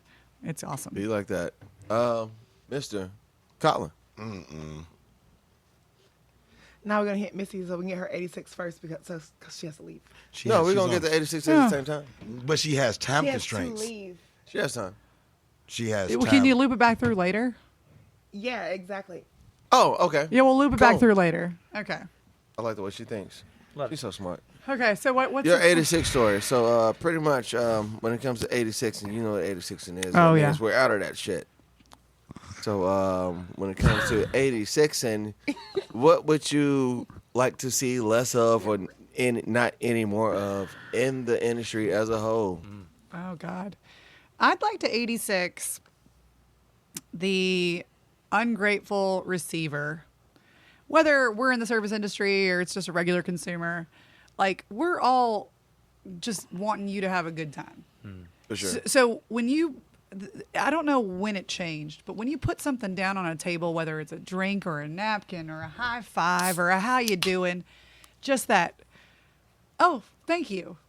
That I just want to 86 the expectant, I don't know how to say it, this entitlement Yep. of a consumer. It's a lot of that going on right now. I have never heard it called the ungrateful receiver, Yeah. and that is. It's probably the best It's the best way to explain it. Explain that shit. Yeah, like the ungrateful, the person that's getting something, and you are just ungrateful for fucking getting something. Yeah. And it's not like we don't do this just for the tips, obviously. It's not like it's the gold star really is what the tip is. Like we enjoy a little bit. We want a connection Most with of the time. somebody. We're also kind of masochists. That's what brought me. It's like I had a one of my Facebook friends. I'm not gonna say her name, but she had made a post on Facebook last night. It was like, we don't need restaurants. Y'all need us. Oh. And I left No, her. you're I a fucking left liar. her. I left her a funky ass post. I saw it. I almost said something. On I that day. left her a funky ass post. It was tasteful. Did you read my response? Yeah, I read it. It was. No, because y'all motherfuckers didn't know how to do shit. Yeah, I was gonna say, I don't know how Can't to do cook. shit. Y'all didn't know how to do shit whenever this fucking pandemic first hit. Y'all didn't know how to make a motherfucking cocktail. We so y'all don't been need pouring fucking restaurants. like. pouring yourself 6 ounces in soda water and like. And you And I'm like, in bed by 10 I o'clock. don't know why I'm so fucking. It's your fault. Because you were getting yourself drunk because you don't know what the fuck you're doing. you ain't got no A. friends. B, y'all motherfuckers didn't even know what to fucking cook. Literally, like everything in the frozen food aisle was fucking gone. Anything that was a fucking processed meat or bread, because all y'all knew how to do was make a motherfucking sandwich. And it ain't like was you live on a gone. farm. Like, stop playing with us. Like, we have a We don't legit need job. restaurants. We provide a fucking service. Yeah. Put some motherfucking respect on our name. No bullshit. People didn't know how to take shits because they grabbed a lot of toilet paper. Well, And what was the purpose of that? if you're eating a lot of processed foods, you're not taking a lot of shit. Exactly. Be a classy person and get a fucking bidet. They're not that much. Get a bidet, spray your ass out, because like you And don't. now y'all come You the got fuck a out. bidet? Now y'all come I do out have now a that bidet. shit's opened back Don't- up. don't- Talk after. And We're gonna talk after. y'all have the audacity to like have that fucking entitlement badge Don't like ever say you shining don't need fucking bright. restaurants. Yep. Let me tell you something about me. I will rip your motherfucking tag off real fucking quick until you go shove it up your fucking ass. But they get the fuck cried out of for here. a year. I've been They doing it too cried long. for a Like, fucking year. They Sorry, cried Colin. for a year I and a will half. not do No, it. that was a weird year too. That was a very electric year. They fucking cried for a year of not being able to go and socialize with people. Or go outside. Not be in, especially if you're an alcoholic. I mean, luckily us, we know An how to fuck. alcoholic supporter. a very social drinker. a I would like to patron. say an alcoholic savant. Savant. Savant. A savant. Savant? Savant. It's mixed with Sauvignon Blanc because that's what I Jesus. drink a lot. But That was a Freudian some slip. fancy We version just of found out what Savant. he really drinks at home, y'all. That was a Freudian slip. yeah, I drink Sauvignon Blanc. But no.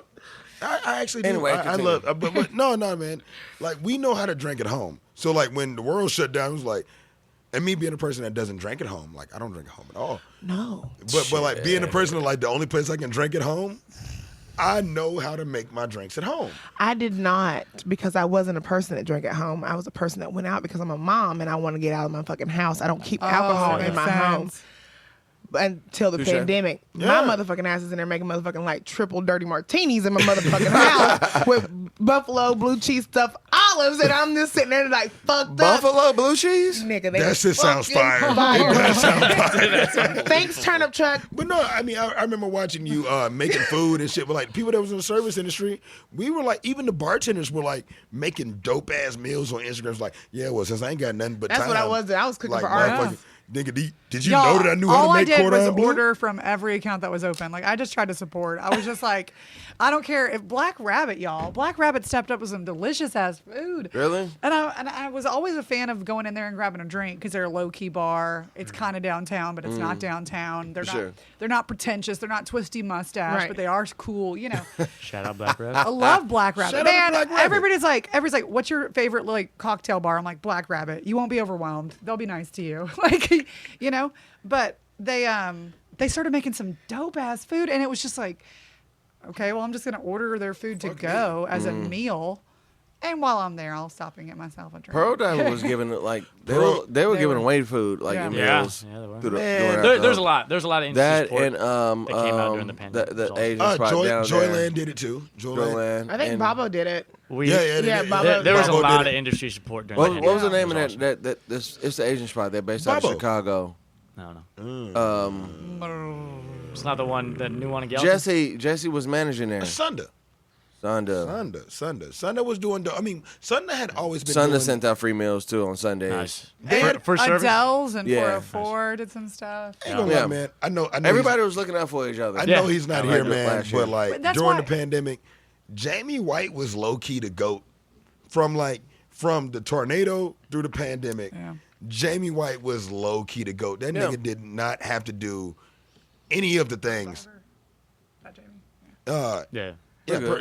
Bird Apple Jamie. So- No, man, dude, during the tornado, he didn't go and fucking try to save East Nashville. With North. He went out north, and like me and Clay, man, we TSU people, and like, you know, we cut our teeth out north. And Respect. Jamie he didn't have to do it. It was so many people that own bars in East that only worried about East, and Jamie was like, "Fuck it." I remember having a conversation with him, awesome. and he was like, "Man, I'm tired as fuck. I'm trying to keep my bar open in the middle of this fucking tornado, and I haven't went to sleep because I've been tarping roofs out in North Nashville." I will always respect that man for that. He's a solid dude. Because we know you have to get out of here. Hold on, Like, one more question, Missy, for you. We do need all the Waffle info. House. What is your Waffle House meal? Oh shit. Diced, covered, and with pickles. Pickles? I know. Yeah, I get my hash browns well done, diced. Obviously, it's tomatoes, Well covered done with hash cheese and with pickles. And the good Waffle Houses on the west side of Nashville don't do that shit.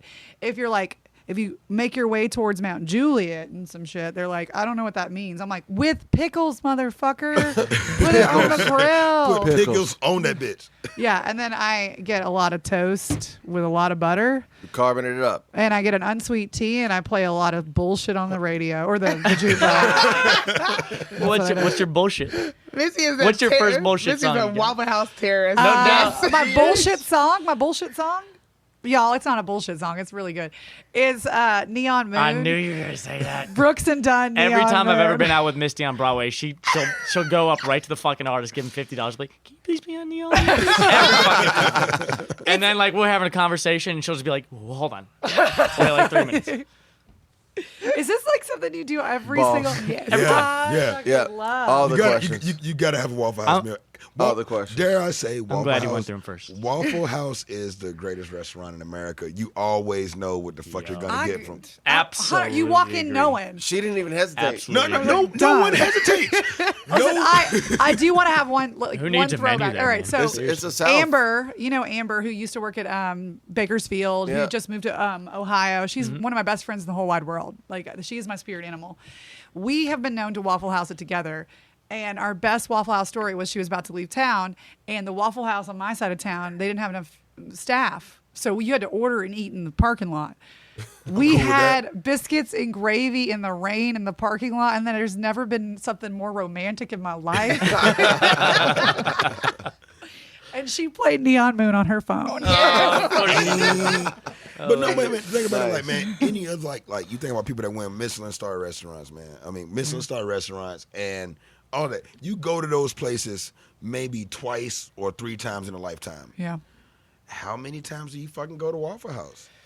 Enough. Well, not enough anymore. 2 times a year for me. 2 times a year at Waffle House? It's a fitness thing. I'm sorry. But listen. It's just Waffle House. Waffle House? Missy is on her workout shit. Y'all don't understand. Like, Yeah. she has a whole separate fitness page, motherfuckers. Like, she's on it. Have you not had the salad from Waffle really House? Yeah. She's just Brown Forman and Miss Fitness. On the day, the anniversary of my dog's death. I know this is so dark. That shit got real dark. I go to Waffle House on the anniversary of her death because like we used to do like little runs together and like she was just the sweetest and like we would anyway. You ran with your dog to Waffle House? She was a good dog. Anyway, so I have the greasiest motherfucking like BLTA with like I get the grease that day and I just live for Cali girl and that's my other Waffle House day. But not when I'm hammered. When I'm hammered, I know my order. Extra pickles. I do have a question for all you. Yeah. How do you drink your whiskey? I don't. What? Be still my broken heart. No. Okay. When I used to drink whiskey, I used to drink 4 Roses neat, and I did that, and I did that for room temperature, and I did that for years. But I'm a tequila guy now. I did Woodford on the rocks for the longest. Yeah, that's how you like it. And then I switched to tequila. How do you like it, Clay? Jesus Christ. You're this voice and that voice together. I know. That's what I said. Colin, hold me back. They should narrate erotica. I know. Together. It's 57 shades of all kinds of whiskey. I drink my whiskey on the rocks with a splash of Grand Marnier and an orange slice. Fancy motherfucker. That's pretty bright. fucking That's good. bright. Yeah, I mean that's my wintertime cocktail. I love it. I'm about to get brighter. My first step in a whiskey was extra sweet old fashions. Really? Extra sweet. You want all of the sugar. Of course he wants it extra And I want you to sweet. muddle that fucking that cherry and that orange. Like put it all in. I ain't muddling shit. Extra I simple don't muddle. syrup. I'm not muddling. Give me some of those orange bitters too. You gonna get some of this let's dim? mask it. You gonna get this whiskey? When I first started old fashions, man. Here's how fucking noob I was. I first started old fashions. I mean, used to muddle all that and then put places had different ways. know, I Like, did that You're too. gonna be though. late. I used to It's splash all the right. soda on No, the she side. got to be that I gotta sympathetic. go. Hey, so when you guys loop back around all this, I hope this is out right now. I just say thank you so much. This was Thank so you. much fun. What can the people find you? Yeah. Instagram. We need your profile info. It's Miss Misty Blu, MISSMISTYBLU. My name doesn't have an E on it. I'm not a color. Hey. And I have a fitness page, but I only did that because I'm in the booze industry. And before I interviewed for my dream job, they were like, maybe you shouldn't have so much workout shit on your page. Hey, bitch. So I'm Misty Blu Wellness on the other side. And then my dog, if you want to follow her, she's a rescue pit bull. She's Rye the rescue pup. She's very cute. You just got little Ryan, right? Shout out, man. Yes, thank shout you out so to much, Missy. Missy. I'm so glad I got to see you today. Cheers. Cheers. Appreciate it. All right. That's fucking dope. Yeah, she's awesome. I mean, you guys are awesome, man. Like Colin, I guess this is off the record. I mean, I guess it's on the record and off the record, man. Dude, like I am. Oh my God. I am so fucking proud of you, man. Thank you. I mean, I didn't know you when I was working at Acme and I was your barback. And I didn't know you. And like, I mean, I guess that's what 3 or 4 years. Yeah. Right at this moment Yeah, right that's now. wild, It is. But no, man, like, dude, like I am. Because I'm drunk now, I'm emotional. Man, dude, like you have done something for the service industry that not many people have done.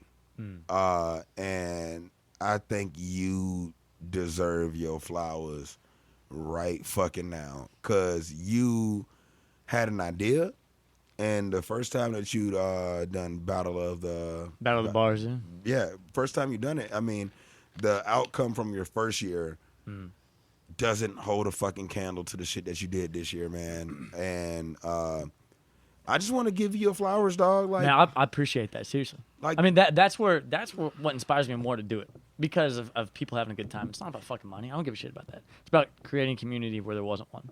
And Nashville's such a unique group to where not a lot of people we're so segmented. There's East Nashville, there's West Nashville, Right. there's Midtown, there's Broadway. in East Nashville, we don't fuck Right, with nobody. man. Well, we're gonna dive deep into how I can get y'all, or not y'all, but like Oh no, you you guys don't- were there. You do not want Rosemary to do wanna any get of these. No, you want us to just like hang out there. You don't want us to do any kind of volleyball.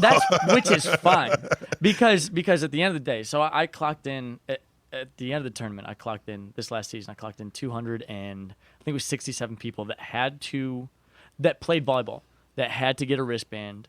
We clocked them in on the kiosks, got their information, signed the waiver. They had to have the wristband on to actually play on the sand. So 267 minus the 70, 80 people ish, probably maybe more, maybe less, who knows, that were there just to watch and hang out and be like, wow, this fucking, we're having a good time, getting some swag, whatever, getting some drinks. That's what me and Kate, like, cause like, you had asked us like, yo, Rosemary want to be there? I was like, nah, dude, like, if it's on a Tuesday and if you can, first of all, get our staff to show up together for something, fuck it being volleyball. Yeah. If you get our staff to show up for something. Do you guys have like a lack of like camaraderie there? Or like, No, it's not. I think Everybody would have murdered us. I honestly, which is fine. But like, we would have been hilarious. But I honestly think it was also because we didn't have as many staff members. Yeah. When I started, right. this So season. and we've grown in numbers a lot. So Rosemary. Yeah, you guys did. Well, you guys hit the square root or the square button on that one. You what? Tripled your staff? Quadrupled your staff? Quadrupled. yeah. shit. Because remember Rosemary just used to be the house, Yeah. and now Yeah. we have the house. We have Beauty Queen downstairs, and we have the two houses rooftop. and a rooftop. How do you guys feel about that? Right, About and- having service staff kind of take like the OG Rosemary? It was only bartenders. I was not an OG. I was an OG. I was a fucking you were three pro. right. Three Yeah, pro. yeah. But like, That's Vic's area. Talk about money and loss and like spread out, spread thin. Like, I what's it look will like? say that the thing that keeps me, Oh, is it all tippled over there? yeah, always, Okay, man, gotcha. we're socialists. Gotcha. The one thing that keeps me there is, and this is to anybody in Nashville listening, man, if you get with a company or a business that literally cares about your quality of life, no given, you can go down to Broadway, you can make $3,000 a week. If you're doing that, I respect you, I love you, and I'm happy you can do that. But eventually, if you're going to be in the service industry, you're going to have to find a place that cares about your quality of life. And no bullshit, man, quality of life costs about $1,500 a week. Like, strangely enough, I feel that. We are in the service industry, so yeah, I feel that. that's about how much it costs. Yeah. And it's like, okay, these people, you're protected. They actually care about your interests. They actually care about, like, hey, man, yes, you make money for us, but you also are a part of us. And you're not at your best if we're fucking burning you out.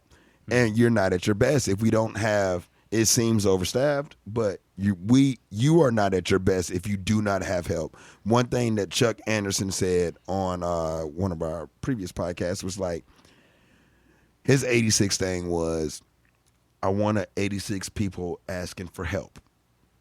And that is something that everyone in the service, none of us, the people that are going to do this for a career, we fucking hate asking for help. We feel like, shit, man, money. But it's like, if I'm busy, I'll fucking go through it. Fuck it.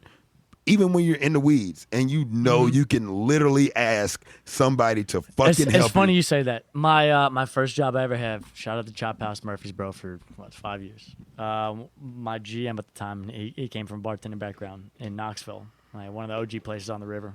After games, he would just get fucking murdered. But he had a honestly electric GM. But Steakhouse was very rigid in his thinking.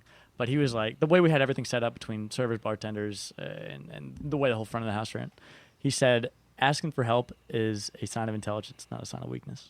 But it's also one of the hardest things to do. Absolutely. You got to put aside your ego. Male, women, doesn't matter.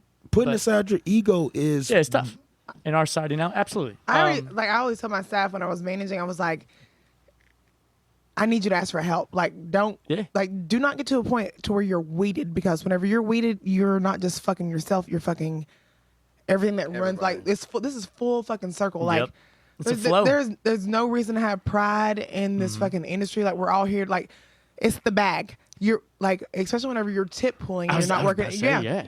Like whenever don't let someone drown when someone else. Because if you're drowning, that means you're it's crabs in a bucket. Like you're pulling us all the fuck down. Yeah. Work together and let's make some motherfucking money. This is not a fucking competition. I'm not trying to be better than you. Exactly. I want you to be like equally as good as I am. Not gonna lie to you. I'm trying to be better than everybody. I'm not trying to be better. I mean, I know my work ethic and I know how fucking hard I fucking work. You know what you can handle. Yeah. So there was last weekend we had a bar back. Never bar back before. Like, you know, he's been working with us for a couple months, but like whenever it comes to high volume nights, like. And he was with me in fucking my bar where it's busy as fuck, 'cause it's a 360 bar. Like we got all angles. And I said, I need you to work 8 times faster than you are right now. And he was like, what? And I said, this is not me attacking you. This is, I need you to recognize like how fast we're working and how hard we're working. And I need you to get on that fucking level. And he literally turned it up. And at the end of the night, I was like, I don't want you to think that I was like, singing you out. Like, I'm not trying to single you out. I'm not trying to like lower your demeanor. I was like, this is about money, Eddie. I was like, and you're making the same like amount of money that I'm motherfucking making. That's a great point. Work. Yep. So I mean, because like real talk, like you working 8 times faster means that you're still 3 steps behind us. Right. And honestly, I mean, and you know, I started off as a bar back, and I have always said this throughout my whole service industry career, is that a bartender is only as good as his bar back. Absolutely. If I ain't got shit, I can't do shit. Right. So we just had that deal at Acme. You know, coming back from COVID, a lot of new faces, no good barbacks. It was bad. Shout out to the not good barbacks.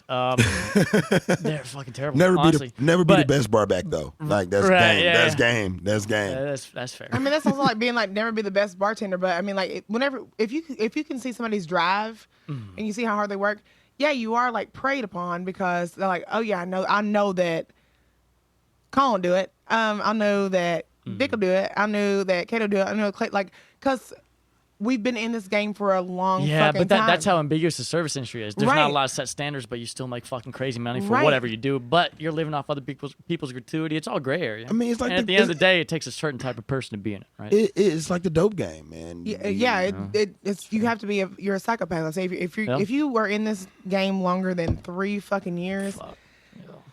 You have a problem, and you know what? Crazy as fuck. Yeah, man. like you have a problem, and you know it's okay.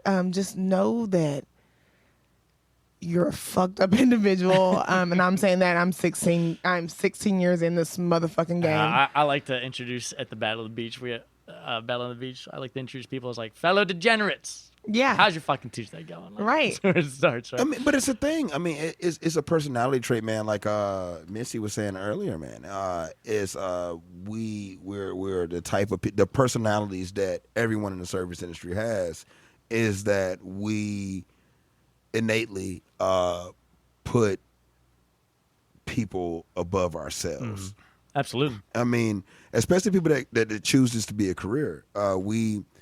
We put everyone above ourselves. I give a fuck about your night being the most amazing fucking night that you've ever had in your goddamn life, instead of me being crabby about a motherfucker like ordering the dumbest shit and not, you know what I'm saying? Like we care about the individual having the best time that they can have, because even if you are a narcissist or you are a person that's like just self-serving, it's like me doing that makes me money. Yep. That is a very selfish way to think about it. Yeah, absolutely. And I have a question: when you're in the weeds, when you're in the fucking thick of it, you're like We're in the thick of it. You're 5 drinks back and 5 orders forward. Do you ever think about the money at that point? Are you looking at people like money, or you're looking at people like? Do you? Yeah. I mean, my thing is, I'm not at my best. I mean, I was like I said, I was having a conversation last night, man. I'm literally not at my best unless 2 steps behind. Yeah. That's actually my sweet spot of being able to work. I like to be fighting your ass. Just a little bit of fucking like pushing through. I like to be 2 steps behind because if I'm 2 steps behind, that means I got fucking 15 drink orders that I'm taking care of. But it's these 2 motherfuckers over here that's fucking asking for some dumb shit, and I've done 17 to 20 other things before I can even get to that. Right. That's where I like to be. It's amazing how like quickly like people can set you back. Like just like one person can set you the fuck back. That one so fucking drink. And you're just like, that's why you need a strong support team. Like that's why you none of us are as good as our best bar back. I look at everything as like if I'm not 2 steps ahead, I'm too far back.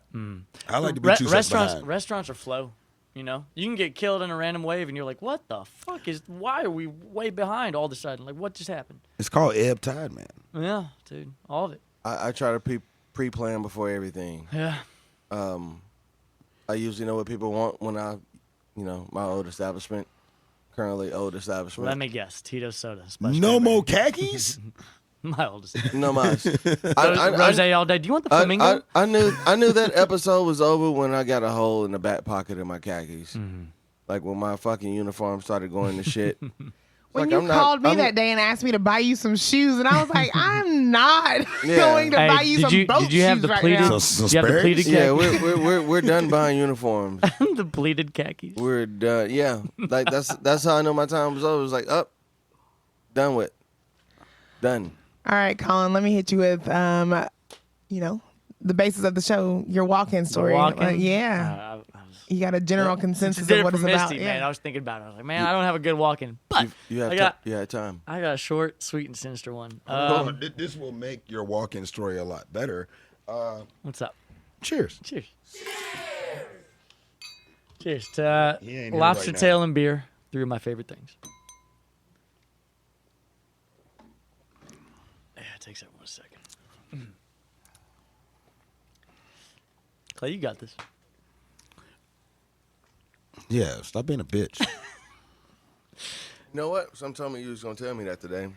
There it is. Glad I got it out. I got it out early. And I envisioned drop kicking your ass like in the middle of everybody. You was gonna miss. You gotta stand up for that. You gonna do it?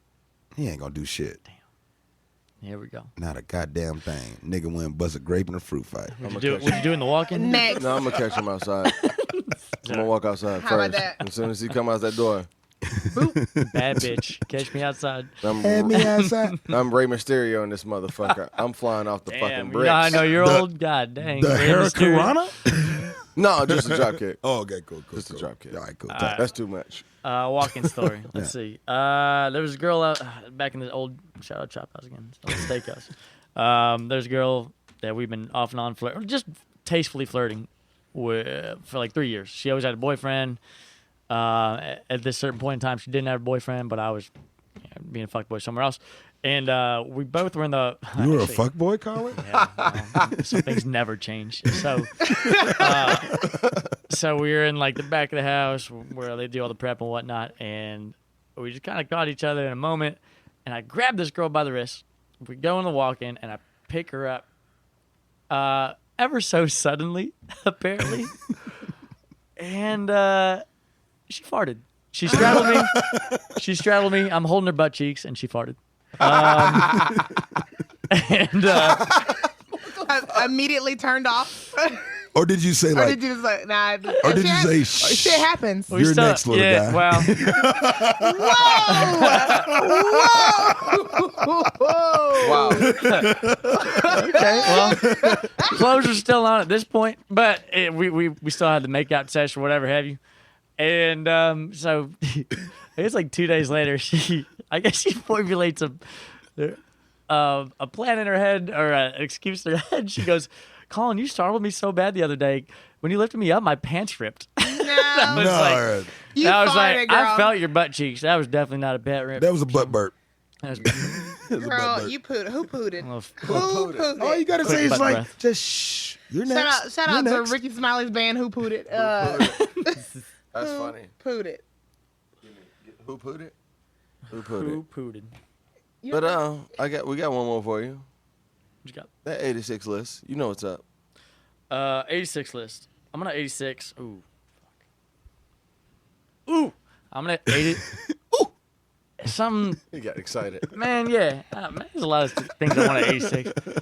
It's a lot out Can there. I do 2? Yeah. sure. Give us 2. All right, I'm gonna do 2. I'm gonna 86 entitled bartenders. Touche. That is a real thing. Touche. Let me. So doing the Battle on the Beach thing, going up and down Broadway 2 times a year to give out flyers or whatever. Be like, hey, participate in this. Do you want to? Whatever it looks like. People, not fucking 95% of the time, people are like, oh, this is fucking awesome for me. I'm like, yeah, dude, it's for you. Free drinks. Let's fucking go. Let's have a good time. Let's do something that's unique, right? Go to Tootsie's every time. The worst place. No, sorry. Shout out Tootsie's, the worst fucking place I have. Shout out to the worst place to go. So every time I go to Tootsie's, man, I go to some random person doing a beer bucket or doing a bar. I'm like, hey, I was just seeing if I could catch your bar manager. I'll tell you about it. Hopefully you can tell him. And, if he's not available, doing a bar versus bar volleyball tournament. This is for you guys. You get to play the rest of Nashville. Like, I work at Acme. You get to play 15 of us. Whatever that looks like. Free drinks every fucking time. Stone-faced. Honestly, resting bitch face, and I know that's fucking taboo, but like All the time. Just fucking. They're like, oh yeah, awesome. I'll give it to whoever. I'm like, oh, They don't. I'm just gonna go fuck myself. And I like a few of these people, that go out. I And, know a and couple of socialize them. one. Yeah, same. But at the same time, And they'll even tell me there's no camaraderie. they don't. But they fucking also stone don't. cold. They also don't have time off, y'all. Like, they work. It's They Candyland. chose this life. No, bro. I'm It's not- fucking Candyland. But that's not what I'm saying. I'm saying they literally like work, but they are like making like the money to like. Yeah, that's a Yeah, they're making. hell of a grind, they right? are right. It is a hell of a grind. Like, I mean, I've literally heard like the stories like from like people who have worked there, and how they were able to like afford like a home. Like, Oh, yeah. like these are people that don't want to be in Luxury it. cars. Right. I mean- right. No, it's not even that. It's like they don't want to be in this industry like for forever. But they are in an establishment where they can make that fucking money. they wouldn't the fuck make out. they wouldn't make that money going anywhere else. Right, Right. But they can, and they can make it in a shorter time frame. But they're doing a lot of fucking hours, and that's a lot of fucking time. Like I don't know if they actually like have an identity, like because they're like beyond that. so used to fucking like working. So like having a like building a family is important to me. Like whenever I work somewhere, because sure. because I'm not gonna see anybody else. Yeah, like for I'm gonna sure. work. Like Rosemary, No, but y'all like it's a fucking family for me. Like mean- So I also agree with literally everything you just said. Yeah. And at the end of the day, we are all hospitality professionals. right. we're all. We're all entertainers. we're all going out there and maybe it comes from a jealous fucking place that bartenders as such or different demographics can make so much money without being pleasant people, without being hospitable people. I mean, Because but you're they- not. because Right? they No, get to- it's- they get to be pretty. you're and- not- Yeah, You're- and maybe it's that. Yeah, it's definitely You're that. not. Big You're tits. First of all, not. I'm fine Right. as fuck. I am Right. fine as It's fuck. definitely that. But damn, No. You're not pleasant because Yeah. you have seen the horrors of society. that's fair. That's a and, double-edged and, sword. on it. and if you've done it for long enough, you've seen those horrors for a decade. Yeah, I mean, And- I've done the thing though. I still like people at I the mean, end of it. because You know what I mean? me Like, too. We all like people. We still have that fucking childish view that like most people are good. And I want to then keep doing this shit, but I want people to be better.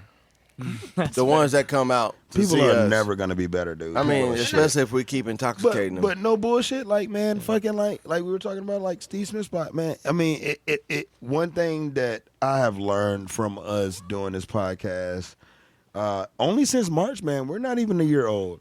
And one thing that sticks with me, it's a couple things that stick with me, but one thing that sticks with me the most is the price of the bag, yo. Is it worth it? It's worth it. It depends. Is on, it? Fuck yeah, it's worth it. I mean, but like, It depends on your standard, my standard, everyone's standard is different. it right? depends. I like what- nice things, and I'm a single fucking mom. There So you I go. mean, Fucking but shout out. but it Yeah, depends. like I'm gonna fucking like work my motherfucking ass Yeah. off. I'm miserable as a and I'll- motherfucker, The- but I'm working. The Yeah. price isn't monetary, man. It's different though. The price is I agree. the price is time, man. Time. I was just talking about that 2 days ago. Fat Joe just said on the verses with the Locks and Dipset, the price just went up. Price is always going up. No, fuck all that. I don't even Touche. like. No, fuck that. But Fuck anyway, that nigga. Yeah, exactly. Colin, what is your Colin? What is appreciate your he didn't hit us with the Waffle House meal, huh? He didn't hit us with Waffle You House. haven't asked him yet. I'm trying to No, ask I'll him tell you, right now. it's real quick.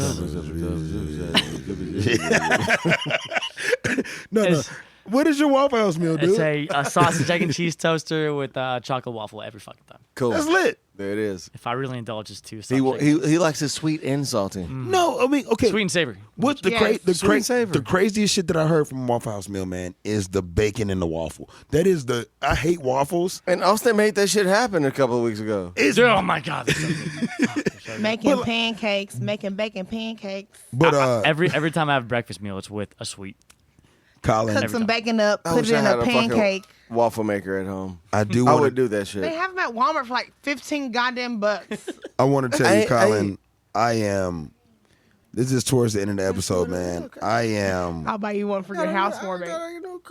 very. I am very, very proud of you, Colin. I don't even know if me being proud of you means anything. No, it does. That I don't appreciate mean shit. It don't mean a goddamn No, you saw me from my roots. Like you Dude, saw me come up you with this and- you saw me come up from being a motherfucker Yeah. that had to set, and here we are. and here we are now. I had to set I'm glad y'all niggas wells up I'm glad you got differently that. from everybody. But like, man, I know one thing that we always talk about is that like us as service industry people, man, we're not viewed as human, man. We are viewed as things. And Numbers. no, we're viewed as things. We're And numbers. I mean, number for your job, nigga. You like to work corporate, Keg in the but wheel, right? but more so than anything is Cog in that the wheel. we are viewed as things. We're viewed as things. People view us as an accessory to their evening. They don't think that Katie has a kid. We're like They Prada don't- they bags don't- out here. They don't think that Clay's going through emotional things. They don't think that Vic's going through depression. They don't give a Nope. fuck about that.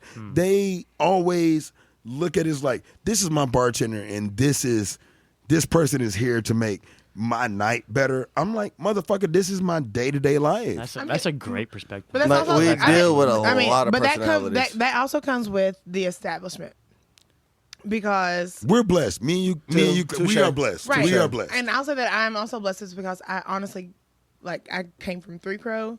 You and Jess helped bring me in, like talking to Jim and Drew, and pulling me out of that fucking shitty situation, like leaving fucking Three Crow. But whenever I started working at fucking Crow, the way that people I attracted people, and it wasn't like I'm not a fucking like I'm not like I'm not that person, but people literally like were drawn to me and they gave a fuck about me, and on like slower days when I was working they got to know me and like asked about my kid. Like people know my motherfucking kid's name. People have bought my child birthday presents and they've never even met him. They've bought him fucking Christmas presents. They've never met. They just bought shit just because they know my fucking story and I've actually been able to give it to them. And I'm not a fucking like giver. I don't like to talk about my fucking like personal life whatsoever. Whenever it comes to fucking work, I'm like, put me in the fucking game. Let me work. Let me get on this. But the people in fucking East Nashville, It's all it's love. a fucking community. It's all love. And I am so happy that I had the opportunity to work at former Three Crow and build the rapport with the people that were like there for years. And now, And just like, there for you. right. But now they start to flow over to Rosemary, like people that I haven't seen, I'm not friends with on like social media, and they're like, "Oh my God, I'm so glad to fucking see like people like," and like whenever they hug me, it's not just like a side hug; it's a legit like hold on to me hug, and they give a fuck about me, and I appreciate that part of the fucking business. I appreciate that part of the industry. It's real out here. That's why I hit with Vic with that question. I was like, Yeah. you see people as like, at a certain point when you fuck the balls deep, do you see people On as Tomato people? Fest, I saw the motherfuckers as a number because I saw him as a dollar sign. I ain't gonna lie, I saw him as a dollar sign. Everybody was $12. It was honestly like that was me. That was me. shit. Like real shit. Everybody was $12. Right. Real shit. No, that for me was like, oh, you're a total dollar sign now because like I felt like Jim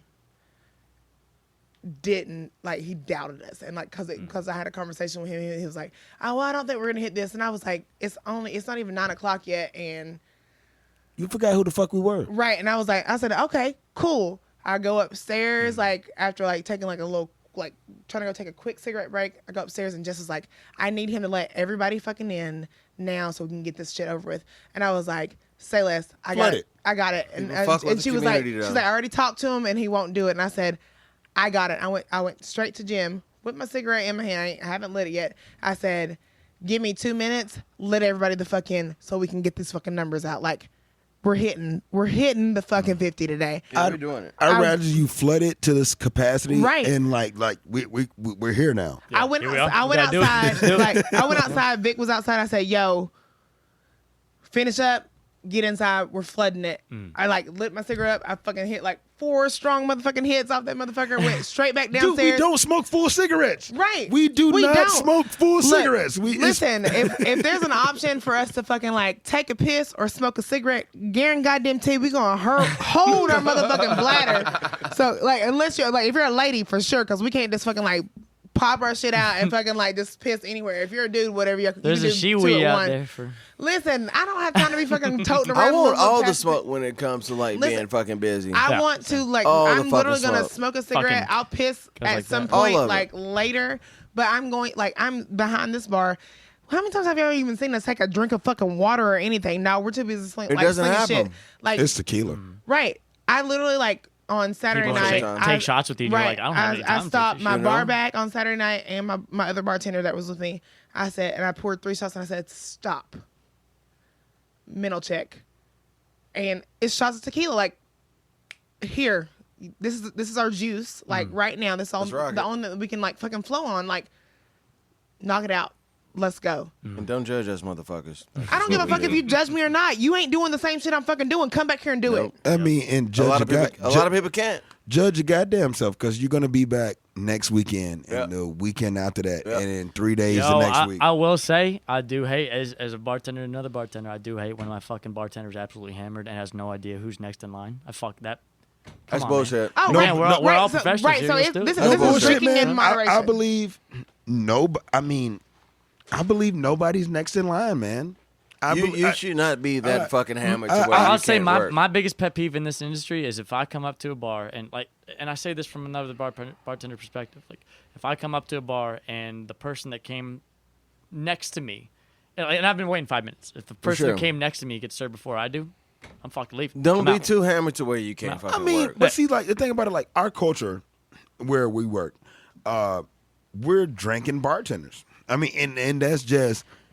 And what's crazy is that it makes us respect the sauce more than anybody else, because when you open the floodgates to people to be able to do whatever the fuck they want, people actually don't get that fucking twisted, because it's like you're not sneaking drinks. No, I was gonna say you can't. Right. No time to, right? Right, but you're also sweating that shit right the fuck back. Yeah. The adrenaline's pumping. Let's go. Like you make eye contact. I have a literal like system whenever I'm working behind a bar, like because I'm typically like in the 360 bar, so I have like a circle where I'm going. So whenever people try to like creep in, and I'm like, my head might be down, but I saw you motherfucker try to like finagle your way up in here, and just because you got your fingers in my face. I stop and I'm like, I got a system and you're not next. I was like, I'm going all the way back around. I think that's like, number one. And I also think like acknowledging guests is number 2. Like, right. hey, I see you. Yo, I'll be right with you. After right, yeah. Be right with you guys. Give me a second. Like, it's just those like dickish people that come up and they're like, I got tip money here for like. First of all, your money, right? But your money doesn't make or break me. Like, nobody wants your $2 on fucking bro. I'm not gonna lie to you. If you've been sitting in line for 7 to 10 minutes. And a person that I actually know in life, that 7 to 10 minutes turned to 14. Yeah. I mean, because like I see it. Yeah. My homie, I don't have to ask him what he wants. Nigga, you finna order some shit that's like 5 touches. I know you're about to do that. I had three different. I had 4 people coming to the bar that I had already saw them at the corner of my eye. I'm already like making drinks for other people. I immediately like grabbed their like drinks because they don't change up. That's the thing. Like a lot of people, I don't like change up. Like if I know you and I know what you drink, like it's those motherfuckers that literally like want a Sazerac 1 minute, want a fucking like French 75 1 minute, want a gin and tonic, want a shot of fucking Fireball the next.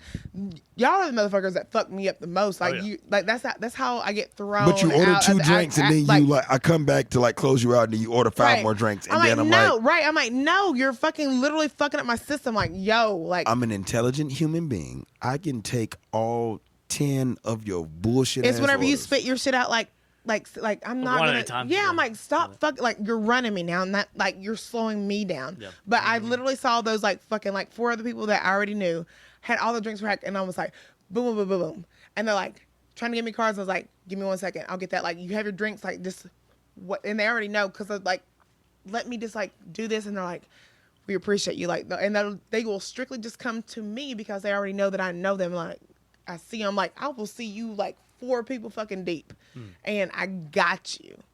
Like I will get you first. I'm like, that's easy. Like to me, out of every bartending skill you could ever have, that's number 1. Yeah. Because that's taking care of the guest first and foremost. To where, like, hey, you put them in their place because they need to realize their place in line, and also you're being efficient.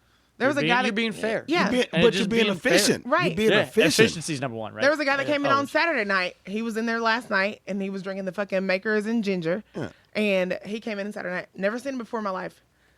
Automatically, like, remembering whenever he walks in, I grab the fucking Makers, and I, like, wave it in his face, and I was like, you doing this with ginger again? He was like... Yep. But think about it. That have you ever seen me load up a Jaeger bomb? A Makers and ginger is 6 seconds. Right. That's how long it takes. It's 6 fucking seconds. It does not change the fact that the person that might have ordered before him, it makes you more efficient because you can do 2 at the same time. I also remember the first 4 initials of his last name. I said BARR, right? And he was like, Yep. He's like, Run it. really, and that's why people keep coming back. Right. Right? That's number 1. He's like, I was like, I have a really sick memory like that because I'm like, I remember your drink. I remember I see your face and I automatically like remember your drink. Oh yeah. Especially your name. I don't have to deal with you anymore. Like your name is irrelevant to me. Like, I'll tell you mine if you ask me for it, but otherwise I ain't telling you my motherfucking name. Like I'm got just the shit you wanted. Right. I'm not like keen on giving people my like. I'm like, oh, well, my name is Katie. Like, I'm not a server. I'm a bartender. I'm back behind this bar. Like, because I really hate whenever people scream my name out and I'm busy. It's like I'm like, same. I'm like, God. What the fuck? Yeah. If I will not give my name out to Bachelorette. All right, I will say, man, this is a very special episode of Tales from the Walk-In, man. Well, cheers, Tales. To Thank the you, OGs. Colin. Thank you for bringing fucking Misty also. Like, y'all were She's both great. fucking great. No, Misty's great, man. She's electric. She's awesome. She's got such a good story from where she came from to where she is. Like, I can't tell you again, like, but it's a story how strong of a business lady she is. Business person. She's incredible. Misty was my first inspiration to like give a fuck about like actually like knowing craft, right, but knowing my product and knowing how to sell it and like giving me like the pointers like how to like sell things. And because she came from boots on the ground, right? And I like I've lost that over the years, and it's called being jaded. Right. I mean, it's not even that. It's like the bars that I've like gone from, like not like, you know, I had like time to be like intimate. It's still probably, but at the same time, it's still probably subliminally in there. Like you're like, hey, you can read a person, and be like, say it's a bougie girl, right? Be like, oh, do you want the say she comes up with a Tito's or a vodka soda. She's like, and you say, hey, do you want Tito's? Yeah. And say you had that like random class. Like it's that little question that changes everything. People are like, oh my God, how'd you know? Like, what? Of course, how'd I know? Because you're a bougie ass bitch. Like, what? What else would you want? That's ingrained. Also, that used to be my drink of choice. Is just like double Tito's soda. Like, we are running out of time. Yeah. And I want to say to anybody that's listening to us, man, if you are an old bartender or a new bartender, thank you. Thank you for listening to us. First and foremost, man, appreciate it. Second of all, man, your work doesn't go unnoticed. We're all in this shit together. Lie to you not. Every time you hear us on this fucking podcast, I can guarantee you, me, Clay, Katie, and the person that we interview are probably just as tired as you. We are just as fucking tired as you. We are in the shit with you. We just know that, like, all of us deserve our flowers. all of us deserve to be recognized. We are not just a thing. We are fucking people. And in Nashville, which is a strange market, we are the number one part of the economy. Nashville is, they call it Music City, but the number one driving force in the city of Nashville is fucking hospitality. And that's what we do. That's who we are. You are not just a thing. This is Hot Sauce Tuna Sandwich here with Strong Back Zaddy, a.k.a. The Professional, with Bitches. Happy Nappy Froyo. HAPINAPIFROYO on the gram. You know, your girl HB motherfucking K. It's been another day. And my homie. How do I follow that? Fucking Colin, man.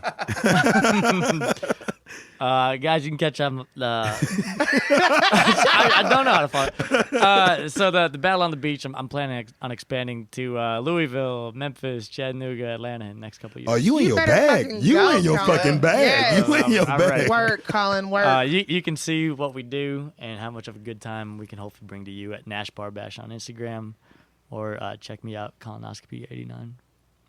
Spell it on out. It's a freaky ass goddamn name. It's 89, not 69. Spell it out, Yeah, Colin, man. so that way we can get Too weird. it can make it clear. COLINOSCOPY 89. Colonoscopy. Yes. And it's been Tales, man. Episode 26, Cheers, guys. man. Thank you. Thank you.